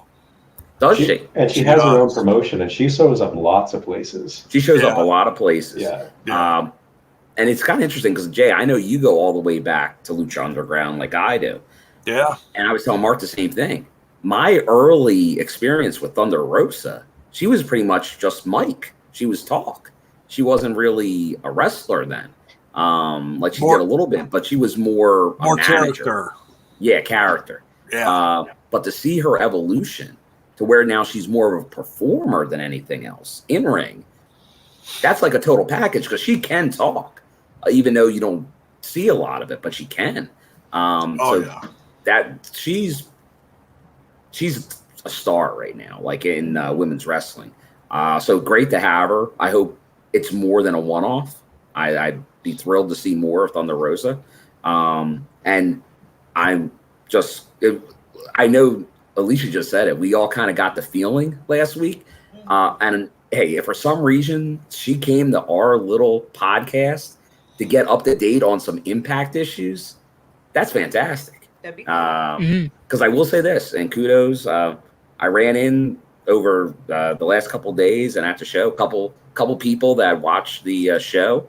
Thanks for watching. A lot of them aren't chatters. They just watch in the background. One was a Smash guy that came over the other way and is watching us now. So definitely appreciate everyone doing that. That's great. Hey, when we hear from the performers, because I heard it from Sam Beale when I was up in Michigan. They watch the show, and that's as high a mark as you can get when the talent is actually listening and likes the feedback they're getting. And I think it's smart by everybody because we like to be the voice here. We got to chat. Hopefully we're bringing up similar issues that you guys are thinking of too. And if we're not, tell us. Yeah. Right. Yeah. And we have a tremendous audience that's very vocal with us. Sometimes too vocal. No, I'm kidding. Those people that, they make accounts, we delete them. They make more accounts, we delete them. I don't do that anymore, Jay. Thank you, Truck. I appreciate it. Truck finally got the hint. Oh, he's got the Rock Bill here with the Robert Irvine's Fit Crunch. How were those bars? Are they yummy? I didn't even have it yet. I'll do a food review here. We're in the Knockouts match. I was hoping Gail Kim. I was waiting because if Gail showed up during this segment at some point, I was going to pull it out. I was going to open it up. What flavor? What's that flavor? Peanut butter and jelly. Sub. We would have gotten a sub for life out of Gail Kim and her hubby. While you're cracking that open, let's go to Simply Steve here. What did you think of the Knockouts match and the surprise of Thunder Rosa? Yeah, as you say, like the surprise, we all had an inkling, but had a couple others like in mind. Just because you can be like led down an alley, can't you? Like someone can just watch, think, oh, I'll take a like at these guys. But yeah, there were a couple other people, but Thunder Rosa versus Deonna, what a match it was. And to me, this was one of the first times where we really saw Deonna need to go to plan C here, because she was like, how do I beat this woman? And yeah, this really, like Gail said, this was a test and she passed it. Mm-hmm. Yeah, one of the first times we've seen our Knockouts champion this vulnerable. Exactly. Yeah. Crazy. Truck, what'd you think? I was just so happy. Yeah. I am not one of the people that Thunder Rosa followed, but that's perfectly fine. She was my guess, though, still.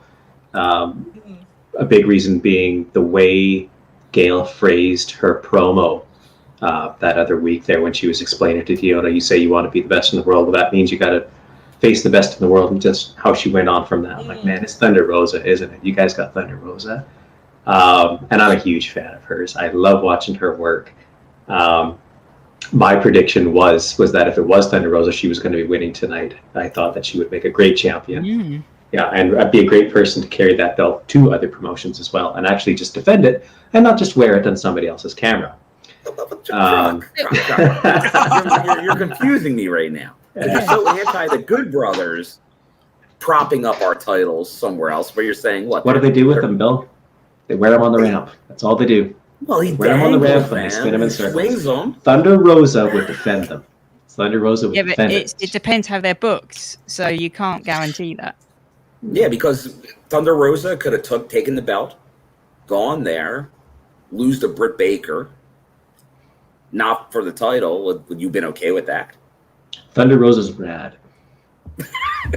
That's my answer. She's what? She's rad.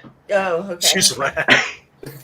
She is rad. She's mad. And Yeah. hey, if there was more commitment from Thunder Rosa, like if she gave us a Kenny type commitment, I'm on board with that as well. Like if someone's going to dethrone Deonna at some point, I have no clue based on this because she's, as Truck said, showing up everywhere. Yeah. Which is great. And if that's the way they're going towards Bound for Glory, where there's going to be promotions everywhere, like AAA, then fantastic. I'm all for it. And special shout out to Deonna, because I've seen a number of matches where this happened, and to keep her composure, because she did have a wardrobe malfunction with one of the straps, broke off during a move, and pretty early, I'd say within the first less than 10 minutes, she performed for the rest of the match. Luckily, it wasn't anything that was obviously they couldn't come back from, but I've seen that just something like that can get in your head and affect your performance, and it didn't. So she is, as Brian Myers would say, a true professional. Yeah, I didn't even notice that happen. No. Yeah, I don't know what gets caught on camera or not. They probably didn't have it because my guess is they were probably focused on something else in case, like Daniel Spencer, who was reffing this match, had to do some quick fix to get it to make sure, but there was nothing to really do. Oh, wow. Okay. Yeah, I didn't notice that at all because those two just clobbered the hell out of each other. Yeah. Broad, like Steve's comment there about how Deonna had to go to plan C, I agree. I think this is the first defense I've seen in quite a while. Rosemary's second defense was another one, but Deonna doesn't often look like she's actually being pushed really hard. She was tonight. Yeah. I thought it was interesting that she couldn't get the submission locked in, that she had to win with, what does she call that finish? Oh, Mark knew it. Queen's Gambit? Was that it? That's it. Yeah. I thought it was interesting that she had to finish with that and not the submission.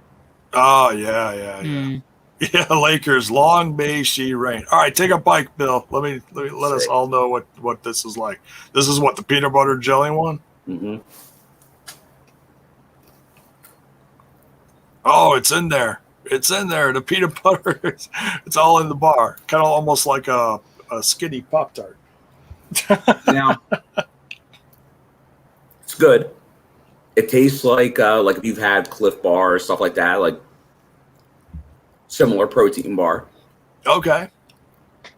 At least on the first bite, I didn't get a lot of the jelly taste. Got the peanut butter, standard, good.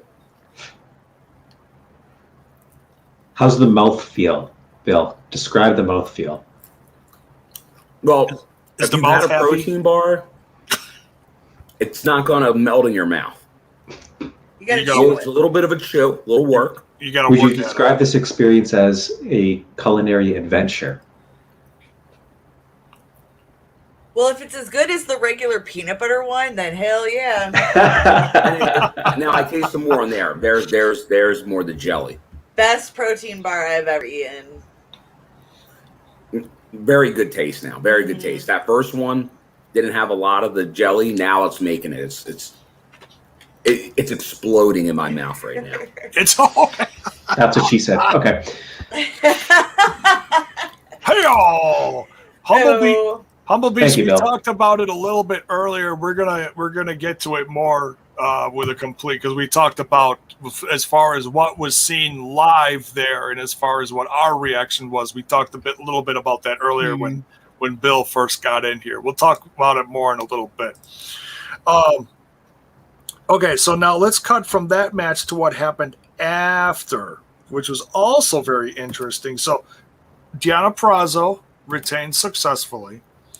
And no one, with the match that they had, no one could say that Thunder Rosa losing to Deonna Purrazzo was a bad thing. They both were just chef's kiss, you say, and then we get a little hardcore, some would say hardcore country. Mickie James returns to the ring. Now, I'm not sure to what extent we're getting Mickie James here, because she talked a lot of NWA. Mm. And she invited, from what I gather here, she invited Deonna Purrazzo to wrestle on NWA Empower. And that's the women's special that she's the pay-per-view. EPing, executive producing, you could say. So I have no doubt that Deonna Purrazzo now is going to make that appearance. Yeah. I don't know if it's going to be versus Mickie James or if she's just going to be part of a tournament or a one-off. It's a little hard to say. It'd have to be Mickie. I think it would be, but I'm not going to throw all my dough on that one. Just her being there to cross the brand to, just grow a relationship that was broken for a while. I'm not going to complain about it. Alicia, what do you think about Mickie James returning and the whole invite to NWA Empower? I of course, it's always good to see Mama Mickie back at the Impact Zone, but I got a little confused. Well, it was cool and everything. I got a little confused, especially since, like, Deonna basically declined her offer. That's how I kind of interpreted it. So it felt like pointless. It just felt kind of pointless. Other than that, I like seeing Mickie. I'm hung up though here. Interpreted? What sorry, did I say a word wrong? It's you late. said interpreted. I like that. Interpreted. It's Alicia. It's Aliciaism. Yes, it is. It is 1:08 in the morning. I've been up since 6:30. Cut me some slack, Joe. Interpreted. She can be interpreted how she wants, folks. We love it. Yeah, we're gonna have to wait and see where this goes, and obviously this, it's inviting fans to watch more of NWA Power on Tuesdays, if I'm not mistaken. That's when it airs. Yeah, it's all taped, but that's when they release it. But I see you shrugging, Bill. Don't worry, I'll keep you up to date. Nick Aldis hit 1,000 days, everybody. Stop. The sky's blue and coffee's black. And women have secrets. Still NWA. Women have secrets. Name the movie. Sky's blue. Water's wet. Yeah, water's wet. Secrets. Love water's wet. Yeah. Now I remember the line, and now I can't even remember the movie. It's never the mind. Bone Dana. It's too tight. It is. It's been a long day. I think I've been up just about as long. And we got Daniel here mentions it. The trash bag remark. That was good. Yeah. I like that. That was good. Yes, she went there, and I was telling my son, who was part of the watch along, so that he could kind of understand where that came from. I said, Mickie James was let go from the WWE. She was given all her stuff from an HR person in a trash bag with a sticker on it saying Mickie James.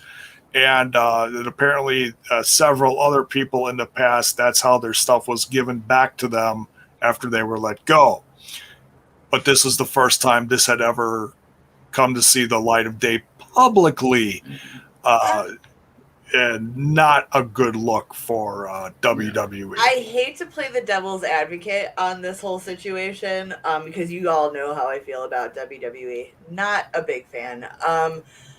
I have reason to believe that the reason it was in a trash bag is because inside the box, it was probably meant to keep whatever was in there safe in case any kind of weather elements perhaps seeped in. Because I'm under the impression it was like clothes and makeup and stuff. I mean, it could have just been used. I mean, granted, I'm sure there's other things they probably could have used that wasn't a trash bag, but that's normally what I would throw things in to protect it from weather in case it's like being shipped via mail and stuff. Yeah, and to be fair, Who hasn't at some point in their life in moving items used a trash bag to move items? Can I top that right now?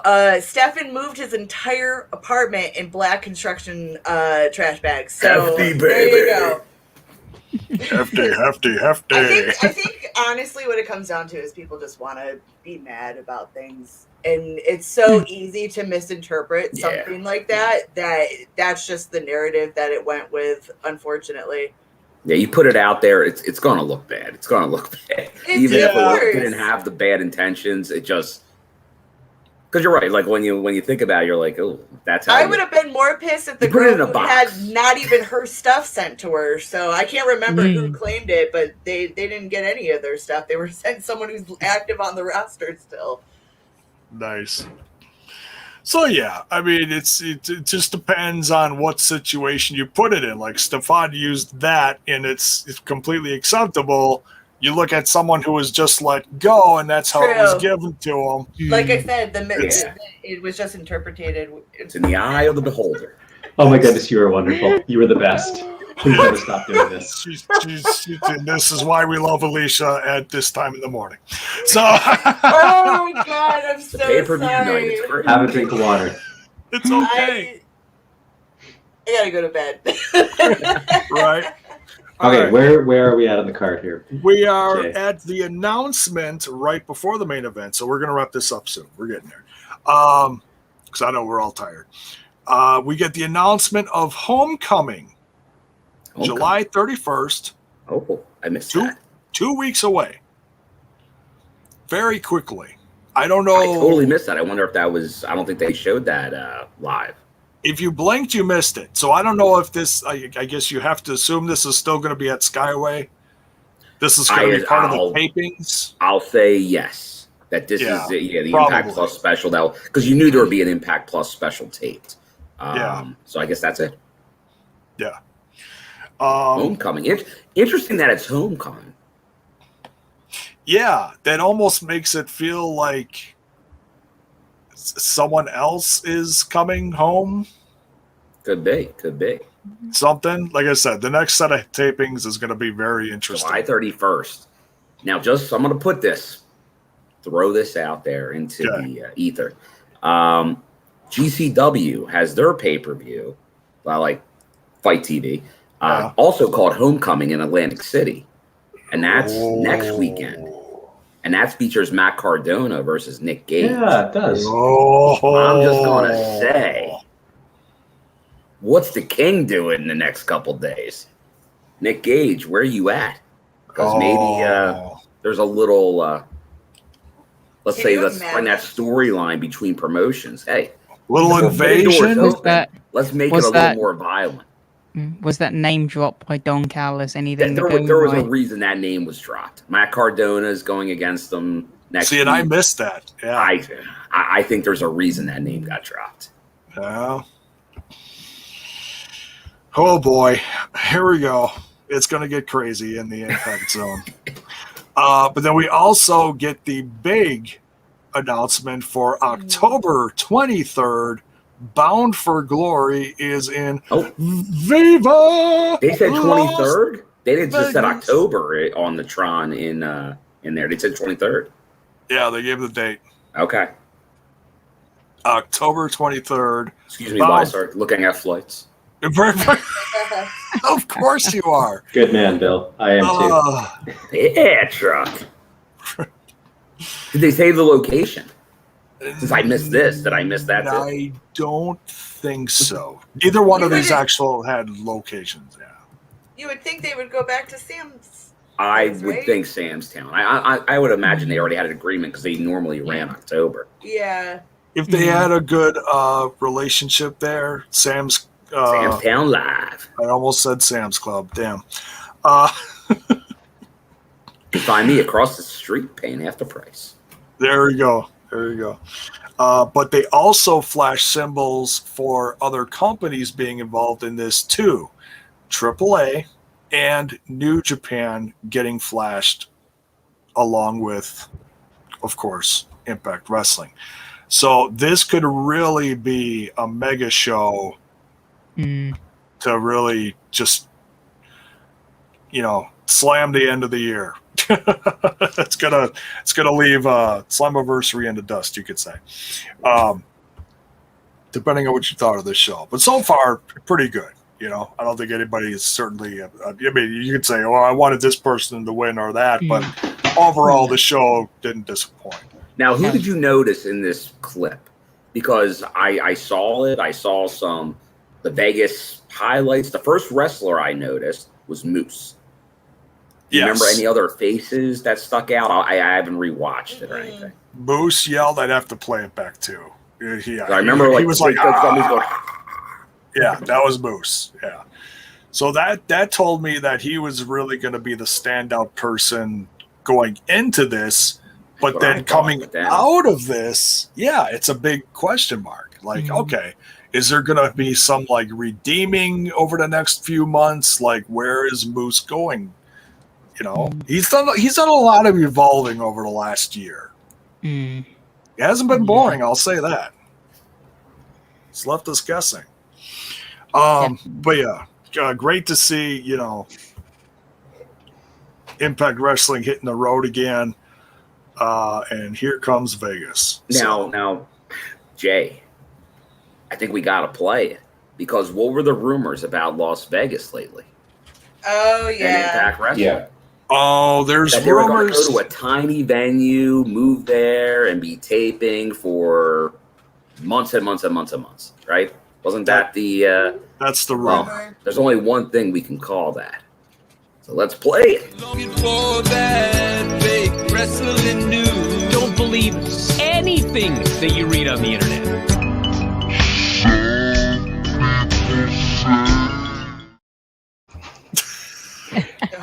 I'm really glad that I've got to experience that one live now. Once. I only ever listened to it after the fact. Everyone I've got to see it. My eyes like glazed. But it was fake wrestling. It was fake wrestling news. They're going to at least Sam's Town or bigger, and they're going to do a pay-per-view and tapings for TV like they do every other loop. Whoever was saying that was incorrect because they always go to Vegas in October. Okay.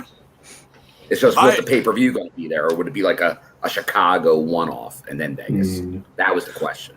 Hey, if they do some sort of quick tapings to cover like a month's worth of stuff, and who knows? But that they're going to Vegas, I think they'll do tapings as well since they're used to doing tapings out there. So yeah. I mean, are they going to plant the flag there? No, they're not. What? Why would they plant the flag there? That's what I kept hearing. The only reason there's a small percentage of West Coast wrestlers, very small. Well, that's the thing, is because if this whole thing with New Japan is heating up, it'd be easier to ship them back and forth, and you could get even more than. Yeah, but then you're going real heavy New Japan, like real heavy. Yeah. It gets to a point where you're looking after other talent more than you are your own. Exactly. Yeah, I mean, and it would if that's what the plan is, it would look like that would end up being even bigger relationship than the whole AEW thing, which just ended up being the Kenny Omega story, Kenny and the Good Brothers. Yeah. So, I mean, whatever it turns out to be, it's just great to see them back out on the road. I think we can all agree with that. Oh, yeah. So, In-N-Out Burger, baby. Las Vegas. I still don't know what that is, but I hear it's good. So now on to the no DQ main event. Impact World Championship on the line. Kenny Omega. Oh, sorry. Kenny, by God, Omega. Defending against the Death Machine himself, Sami Callihan. Let's get the bad taste out of Alicia's mouth. Let's go to her first. What do you think? First of all, about the main event, and then we'll discuss the chaos at the end. I wish you didn't start with me first. I'm trying to make up for the Meltzer thing. Nicely. Don't put it nicely. Don't put it nicely. Because I don't want to either. We bring honesty here. Oh God! Whatever. All It's okay. right. Well, I don't have anything like terrible to say. I just think it was not a good look to have our Impact guy lose to the first live crowd in over a year, in front of the live crowd in over a year. Okay. Yeah. Granted, these two put on an excellent match. I cannot deduct that enough. I'm just, from a personal, biased opinion, I just didn't like the ending. Period. And then I got even more confused with the Calamity afterwards. But maybe if I'd have seen it, it would have been better. Moving on. Well, yeah, like I said, let's talk about the match, and then we'll discuss everything else. We talked a little bit about it earlier, but let's talk about the match solely first, as far as what we thought of it. Truck. The match, I'll focus on that, on the pieces that I liked, because there was a lot that I liked here. Out of all of Omega's matches in Impact so far, this was easily my favorite. Sammy brought 100%. He was going to make this something worth remembering. That pizza cutter bit right off the bat, like, all right, we're starting hot here. All right. I'm usually a little bit skeptical of no DQ stipulations in title matches. I figure it's an easy excuse to have a bunch of shenanigans. I was very pleased that we didn't have that in this one, but we still had a lot of brutality. We had a lot of blood right off the start, and that's what I want to see in a no DQ match. If Sammy Callahan, the Death Machine, is in it. That bit with the fork was so gross. That was so gross. Yeah. Yeah. I love the start. He gets right in his face, hits him with that cactus special right off the bat, and I'm like, holy shit, are we getting swerved here? Is he taking it in 30 seconds or less? The place would have went crazy. Yeah. It would have exploded. The place would have exploded. And for somebody who hasn't seen a heck of a lot of Omega's matches, it was really interesting to see him work a completely different style from everything I've seen previous. I did see his death match there with Moxley. I sought that out because I thought that sounded really good, and I really liked that one too.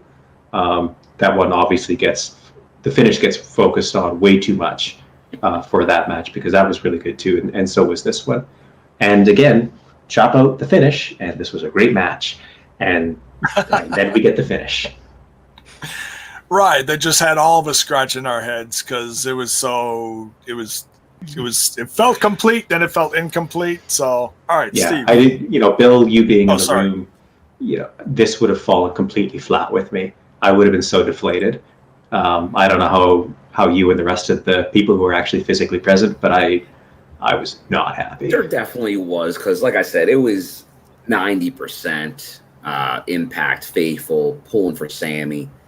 So this is pretty much I'd say the most face Sammy has ever been in any situation I've ever seen him live. Even when crowds liked him, he was playing to the crowd for maybe the first time ever for Impact. Because like when he gets in a feud with somebody else, he's going to go through the normal Sammy. He's not going to be really nice to anybody. But here he was doing it for the brand and the locker room. Mm-hmm. And it depends what you think about a lot of stuff. Do you believe in a moral victory? Could there be a time where you lose the match, but you still came up strong? And that's what kind of happened after the show. The coach comes out, and him and Sammy had their issues on the show together. The bull crap. And he put Sammy over. That he's a heart and soul guy. He gave it his all. I think that was the best you were going to get out of this. Sammy brought it. Sammy's looked as good in that match as any match he's been in Impact. His probably best match was Slammiversary 18 against Pentagon. This is right there with it. That this might be better, honestly, overall as a match. But he did not win. His stuff with Tessa, fantastic. But he did not win. I know I said it on the show. I did not think Sammy had a chance to win. Yeah. But he was a good soldier here. He did the brand proud. Like, I think he lost, but he didn't look bad doing it. He took everything Kenny had, but in the end, Kenny got it. He got it. He got it over on But I don't know where he goes from here, because I think that even though he gave this great match, I think it's now to the side. Obviously, we see what happens at the end with Jay White. But for Impact, from the Impact locker room, I thought it was going to be Moose who was in waiting, and he still might be. I think Steve said it earlier. I think Sabin probably jumps to the front of the line temporarily, maybe Homecoming. But I'm not sure. I'm not like Bound for Glory. I'm expecting a multi-man match, probably at least 3 from different promotions. Maybe every promotion has a guy in that match. We'll see. 4 corners. Yeah. GCW, NW, New Japan. Well, and that's interesting because they had AEW, AAA, obviously New Japan. They didn't have NWA, so we'll see. That might just be a Knockouts division partnership. Maybe. We'll see. We'll see. We'll see. Steve, the main event. What do you think? Yeah, like everyone was saying, like I thought that the match itself was fantastic. Both guys brought it 100%. Going into this, I had a feeling Omega would win because as soon as it was announced no DQ, you think, well, that's it, everyone's going to get involved. But no one did. You know, credit to them, they kept the no DQ just the match itself.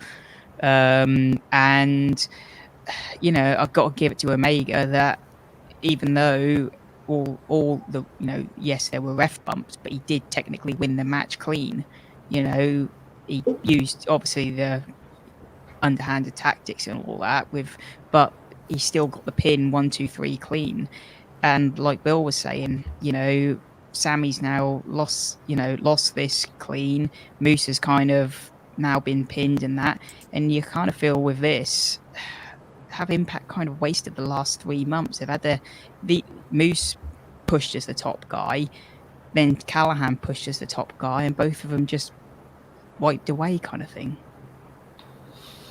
It feels like something really big has to come out of this in the end to kind of clean this, for lack of better words, clean this up from the cleaner. But I'm bummed. The only thing that I can think of, like Bill was saying, you know, Sabin is maybe next in line, and there was talk, weren't there, of Edwards being built towards Omega at Slammiversary. Maybe he'll be built towards Omega at Bound for Glory. They've got almost 3 months. Yeah, it could be almost anybody on the roster, really, assuming that Bound for Glory is the next time Omega defends, if not before. It's not that they don't have time to build somebody new. Yeah, you just it's not obvious to me who they do it. What's that? On there every week. Going to be or at least the sign has to be on the wall. Yeah. Cocktail hour, brother. Or does someone from WWE come in and steal it from Omega out from underneath our noses? Like, hey, does the Drama King come out of nowhere and steal it from Omega on Impact Television? Okay, I'm really reaching. Steve Macklin. No way, freaking Jose. Now, I think the guy, I know Steve said it earlier, but now with Moose, to his loss, I know Sabin, that puts him up again. But this guy, I said it could happen soon. It will happen real soon. They laughed, and they laughed, and they laughed, and they laughed! I brought that up earlier, Bill, that you've been really big on that guy. And yeah, he just beat Eddie Edwards. He beat Eddie. He's beaten several former champions. And he walked through. That guy, that's a star wrestler right there. Yeah. Like, he just looks like that guy. I still can't believe it. I was telling Mark, I've said it here. They got to be just kicking themselves up north right now. That guy would be the number one guy in their company right now. And he's in our company. The only issue I see with Morrissey is he seems to be one of those wrestlers who doesn't care about titles. He doesn't. He's just a badass right now. Yeah, he has no friends. Yeah. But that's not a bad guy to hitch our wagon to with the brand to take on Kenny Omega. It almost feels especially with this character and this run, you could call it a homemade guy. Very similar to what TNA did with EC3 back in the day. Definitely. You know? Yeah. Well, I've said it for a while now. Impact is like a rehabilitation for wrestlers. And not in a bad way. No, you know, it kind of, you know, they come in here, reinvent themselves, and Well, yeah. Well, a lot of people joke and say, "Oh, LOL, TNA is where WWE wrestlers go to die." That's Jacksonville. Wish I'd thought of that. You're right. And then speaking of Callis, we get a very uncensored Callis in the main event. Oh my god. I have to go back and listen to that because I'm sure there was some you are going to have to listen to it. Yeah, he was quite uncensored. It was refreshingly hilarious. Speaking of uncensored, I know the Impact Zone was getting a little raunchy with some of the language. Was it making it through the broadcast? Oh, there was a lot of holy shit chants. Yes, uncensored. Yes. Oh yeah, nothing was censored. So there were some F chants as well. Were they? Fuck him up, Sammy. We heard that one. Fuck him up, Sandy. Fuck him. Yes. All right. Oh. I wasn't sure. Loud and clear. Good for that, not for Access TV. But good for pay-per-views. You can get away with anything on a pay-per-view. Bill, did you get a count before we talk a little bit about the Jay White Bullet Club thing at the end? Did you get a count as far as how many fans were there? Oh, I did do a count with Mark. Mark, if you can remind me, was it around 160 or 180? Really? Wow. Our guess was about 100. It was well over 100. Oh, great! Well over 100. Great to see. It was just hard to tell from because the it was. Yeah. They went more rows deep than I thought they were doing. They did 3 on one side, 3 rows on another side of like the long, which was about 20 seats, so 20, 40, 60. Like there you had almost 120 right there. And then they did, but they added some seats as I counted later. So I think it's definitely a higher number because they went then 3 back along the entrance and then 2 on the opposite side. But those were full rows. So that's another 40. So yeah, I'd say it was 175, 180. Okay. But then there were some people standing too, but I don't know. When you see people standing, you don't know how many of those are people that, like, there might be people in production and stuff like that. Right, just to kind of float around a little. Yeah. Yeah, but it was as full. I know they actually had some Slammiversary tickets. I guess they put back on sale yesterday. Last and they figured production. After they set everything up, yeah. So they got as many people in there as I can imagine them getting in there. Comfortably, yeah. Yeah, so like it was more than I thought. It was more than I thought they'd get in there. So we'll a lot of people, which is great. You want to round up? You can say about 200 or less. Yeah, I don't think it hit over 200. I would be pretty confident in like that 180-ish range. Okay. Hey, that's still great. You know, given the situation, given the location. Given what it was. Like this wasn't you weren't going for a head count on this show. That wasn't what it was designed for, but it was a good amount of people. Yeah. So, and a lot of question marks, of course, at the end. Sami Callihan gets beaten by Kenny Omega. Hell of a match. Bullet Club sign is shown after the lights go out, and the Elite is in the ring with Don Callis. Jay White comes out, doesn't say anything, doesn't respond fully to the Elite as far as a Too Sweet sign. And then we get the run in so fast, and then it cuts off air. And that's all we saw. So frustrating. So to me, a better ending, even though it's a little frustrating for an Impact Wrestling fan, is if Jay White's in the ring and he's leaving them hanging with the Too Sweet, wondering what he's going to do next before everything else happened that we didn't know about. So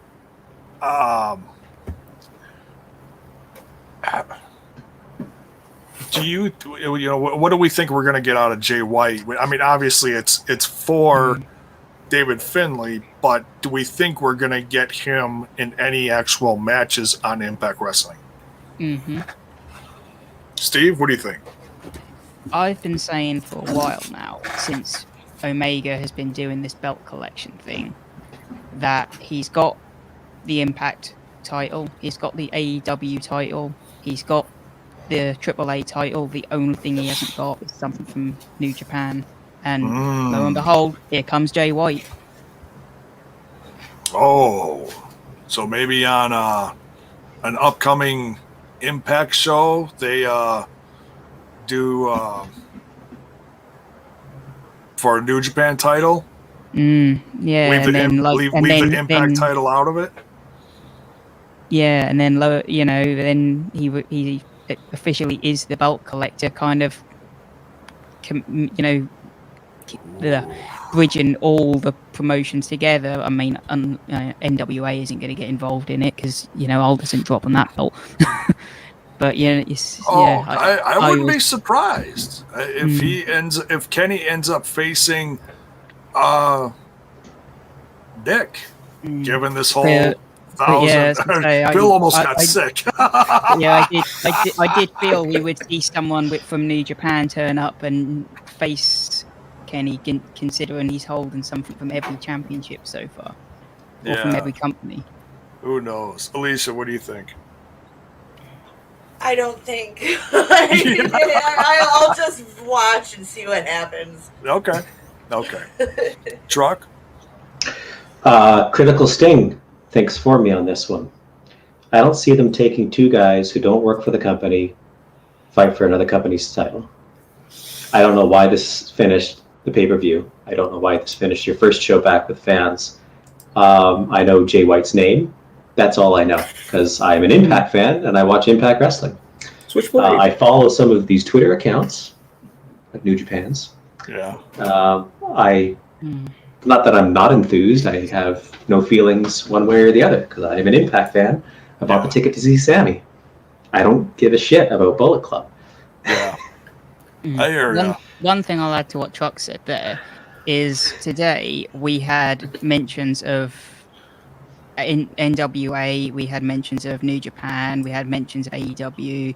Don't know if there was a mention of AAA, but there was definitely an advert of it. But you watch any of the other shows, there's never a mention of Impact. So we're putting the work in our side. If the relationship is going to work, it's got to be both ways. And I think that is what is angering a lot of the fans. On our pay-per-view, we're paying money for. We're advertising the shows. And putting you over. Yeah. And putting you over big and giving you a really important spot and giving you a really big spotlight. When this AEW thing first started, I was watching Dynamite on a regular basis because I thought, this is Marvel versus DC. I gotta keep up with what's going on here. The only time I ever heard Impact mentioned is when the two Tonys were shitting on it, or when commentary was shitting on it and was saying this is a joke and it doesn't matter. And even leading up to that match, that potential title thing, Swan Omega, commentary barely mentioned it, and when they did, they treated it like a joke. So why am I going to get excited now when there's however many there were at the end of the show there, 5 guys from 3 different companies fighting for belts that I don't follow? Yeah. Yeah, it's got a. Yeah, I think the New Japan thing could be different, though. Yeah, it certainly could. Maybe. Yeah. I don't know, man. It was awfully quiet when Kenny won the belt. Yeah, I've been more interested in what the New Japan wrestlers have done when they've come over here than I have any of the other wrestlers. Same. Yeah. Bill, any last thoughts? No, I do think the New Japan, which once again, that was I think Scott, I think maybe on Busted Open, maybe even today or yesterday, was talking a little bit about that New Japan relationship and how much work was needed to repair that relationship.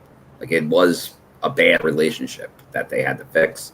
Yeah. And it looks like they did fix that because you could see now there was give and take. Like, FinJuice won it.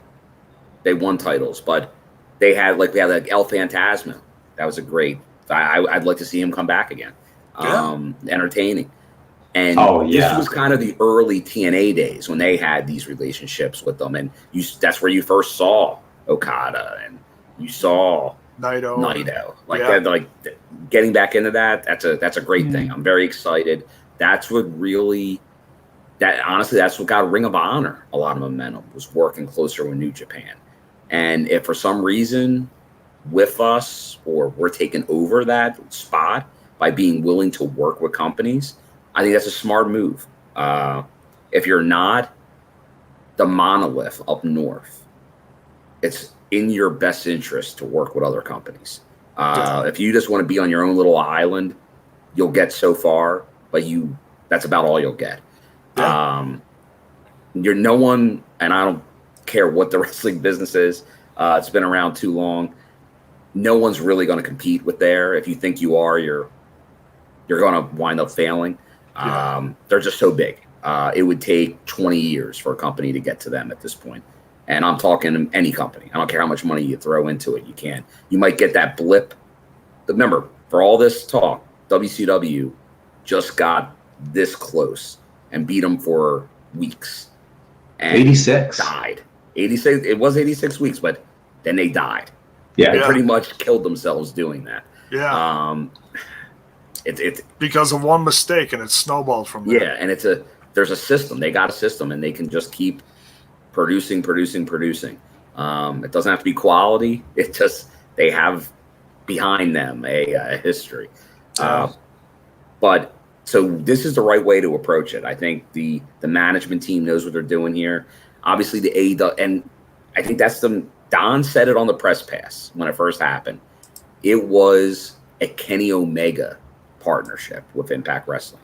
It was not an AEW one. That's and what I was honestly, saying, they won't come out and say it. I think the Good Brothers will also. I think they signed with us. Remember, they said, and they're working with New Japan. Like, that was from the get-go, from the day they signed. They were always going to be able to work how they wanted to work, the Good Brothers. And I think that AEW, that may have been a part of it from the get-go. When they signed, it was like, we're going to be working for both brands. Who knows? Maybe that hasn't changed.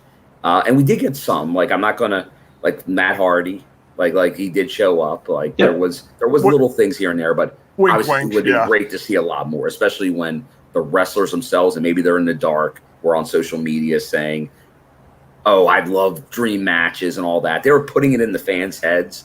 I don't know if that was a good thing or a bad thing. I think it backfired, honestly. The paid ads were doing it too.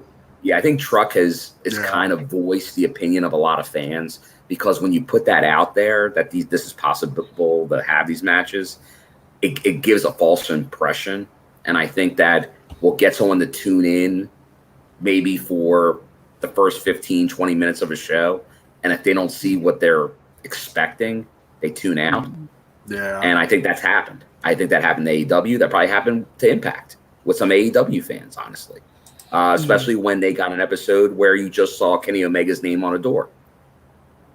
I could see them, if they're only tuning in for him, they probably turned it off. Yeah, and you've got to remember as well, we've seen this for years, like, you need to remember to look after your signed talent before talent that isn't yours. There is. Which they got a lot of them on the show tonight, which is kudos to them. Most of them got on. Yeah. Yeah, it was talent get lost, haven't we, for quite a long while. Yeah, and there was some tremendous. There were some fun little storylines, that we still have to. They were created before the pay-per-view. We have to wait and see. Like, we didn't see Kimberly and we didn't see Su Yung. But we did get some other surprises, and we got some title changes. So we got a little bit of everything tonight. Taylor Wilde's still missing. Yeah, that is true. Yeah, we haven't don't even mentioned her. No. Didn't even bring up her name. I need some Iceman intel. Yeah. So, Elijah Washington. Yeah, just patience. Yeah, and I do try to preach patience. I try to stay patient, but I have my limits too. And that's why I don't watch the E anymore, because I got tired of it. I tried, but now they're in front of fans again. I am curious. I may, give it a little look just to see what happens with them. See if that changes anything. I know it felt great tonight to get the real fans, back. And so I said that the same thing reviewing AEW the other night. Damn, that was amazing. Just felt great. So overall, I'd say that we could collectively say that this was a fun show. Yes. Maybe not all of our wins and losses agreed, but overall going away from this with a fairly positive response, and certainly was what's that word, wonky. But we'll see what the upcoming tapings bring us. Yeah. I'm sure we're going to get some more surprises with some more new and ever-changing storylines. Yeah, because I will say I thought this was going to end sadly with Sammy losing. So how do you take a positive out of that from him? Yeah, and I was hoping a big New Japan presence. I wasn't right with who it was, but I was hoping that would be the.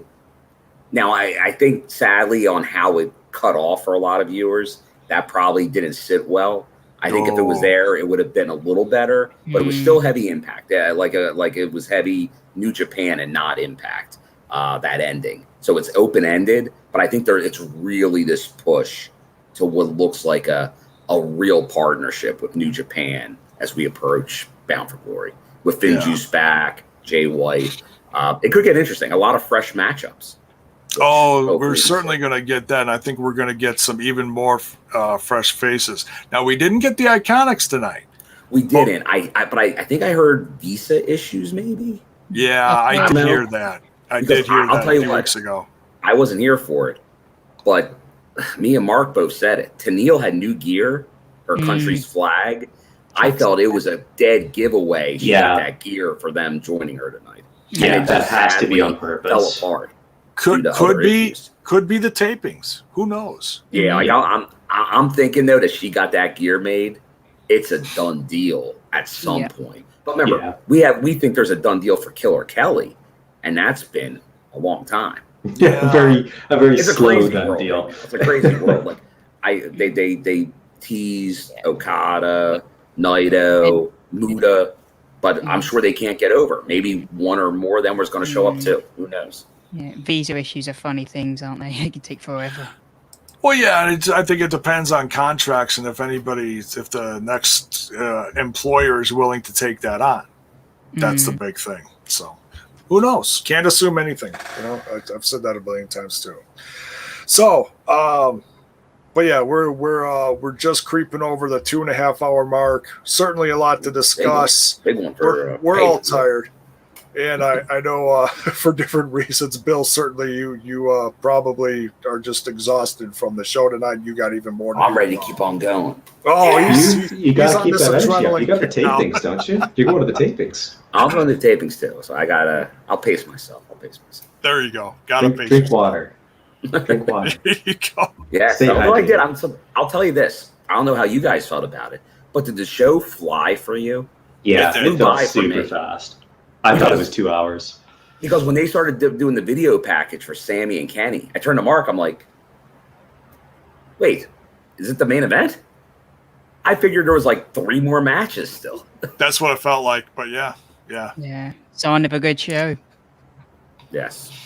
Yeah, it flew, but in a positive way, I think. And I think the fans were a big part of that too. They brought the energy all night. It flew. Yes. Yeah. Good job, Bill. Yes. That's all we needed was the volume from Bill and Mark. So yeah, let's get out of here. We'll have even more opinions, I'm sure, this coming evening at the Sunday night dinner on the Patreon show. I think Trent will join us, at least for part of it. We'll see. But then we got the rest of the week to go. The throwback. Excuse me, Time Machine Tuesday. Hold on, calm down, just breathe. We're trying. That's how we're gonna get through the next week, right? Time Machine Tuesday, we do our throwbacks, the NWA, TNA throwbacks. We're on 78, I think. 77, 78, whatever we're 78. Yeah, 77 was last week. Thank you. I can never remember. And then, of course, the next episode, the fallout from Slammiversary this coming Thursday, should be interesting. Can't wait to see what happens. Any new faces, new surprises, stories. I'm sure it'll be nothing less than crazy. And again, with fans. So can't wait for now. When are you coming back, Bill? I'll be back Tuesday. You'll be back Tuesday. Okay. Not sure if you're going to make it for the Time Machine Tuesday. That'll be late at night. It depends, because it might hit me all on Tuesday. It wouldn't surprise me if I just get knocked on my ass at some point Tuesday. So who knows? Around dinner on Tuesday, I might just conk out for the rest of the day. So we'll see. We'll see if I make it. I may. We'll see. If you can make it, great. If not, we completely understand. It's okay. Just wondering. But for Thursday, I'll be there. You'll be watch along and all. Sounds good. We'll get the whole squad in on that one. Thank you very much, Steve, for joining. Yes. We'll let you get some sleep. You're hardcore. Don't worry. I start a 7-hour shift in 2 hours. So no. Do some push-ups. Sleep. Get a pump going. You'll be fine. He just always goes. If you sleep, that might be dangerous. Power nap it. Truck, thank you so much for joining and help fill in. Much appreciated. Like I said, you're like the fifth Beatle, you know. Thank you. Still don't know what that means. I appreciate it. It's all love and a compliment, you know, because you do a lot of behind the scenes stuff in the Discord as well and social medias, whatnot. So it's all appreciated. Alicia, no problem, I know I saw you yawning. I know you're tired. I'm here. You're here. Present. You can find me present at and Twitter accounted for. and Instagram. Accounted for. Alicia BKK there. Good night. I wasn't even going to do socials because Trent brings that kind of energy at the end, and I'm just like, F it. You know, let's just get out of here. I'm stuck in the vibe. You have a rhythm. Love it. I used to fear that the rhythm was going to get me. Does nobody get that joke? Like the... Oh, I got that. I know I'm dating myself on that one, too. Yeah, Sabin song, The Rhythm's Gonna Get You. Oh. Love that video. Don't forget the Miami Sound. Bill, any last thoughts? No, I just think I'd have to think about it longer to if you want a rating on where to put it in the pantheon of shows. But I think for the first time back, I think everyone was on their game. Didn't look rusty. I will admit I've gone to some shows last weekend too with promotions starting back up, and there was some rust. Like, we're not used to working in front of fans. Now, kudos, a lot of the Impact talent has been working the indies and things like that, so a lot of them were familiar.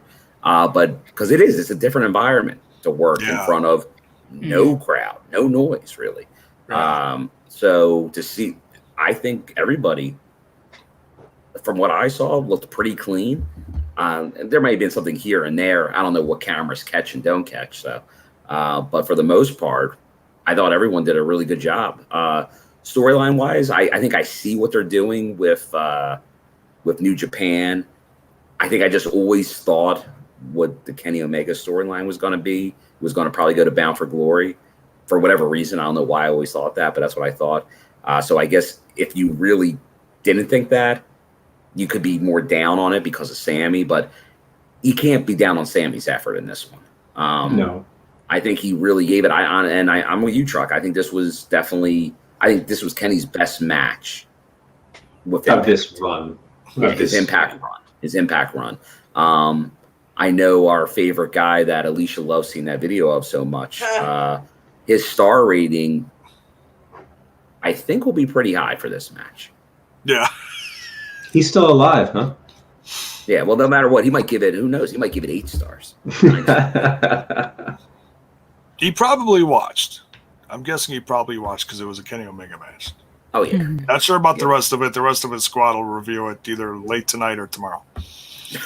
So, for all these lovely individuals, I am J-Bone. Wherever you watched from tonight, all love. Thank you so much. The Twitches, the YouTubes, sub, smash that like button, smash that sub button, ring that bell for notifications, as I always say. We'll see you mañana for all the Patreon members in the Sun Bay family dinner. And I'm going to get out of here before I fumble anymore. We'll leave you lovely folks with a little soundbite as we get out of here. Good night, folks. Good night. You've stepped over the line now. You've taken it too far.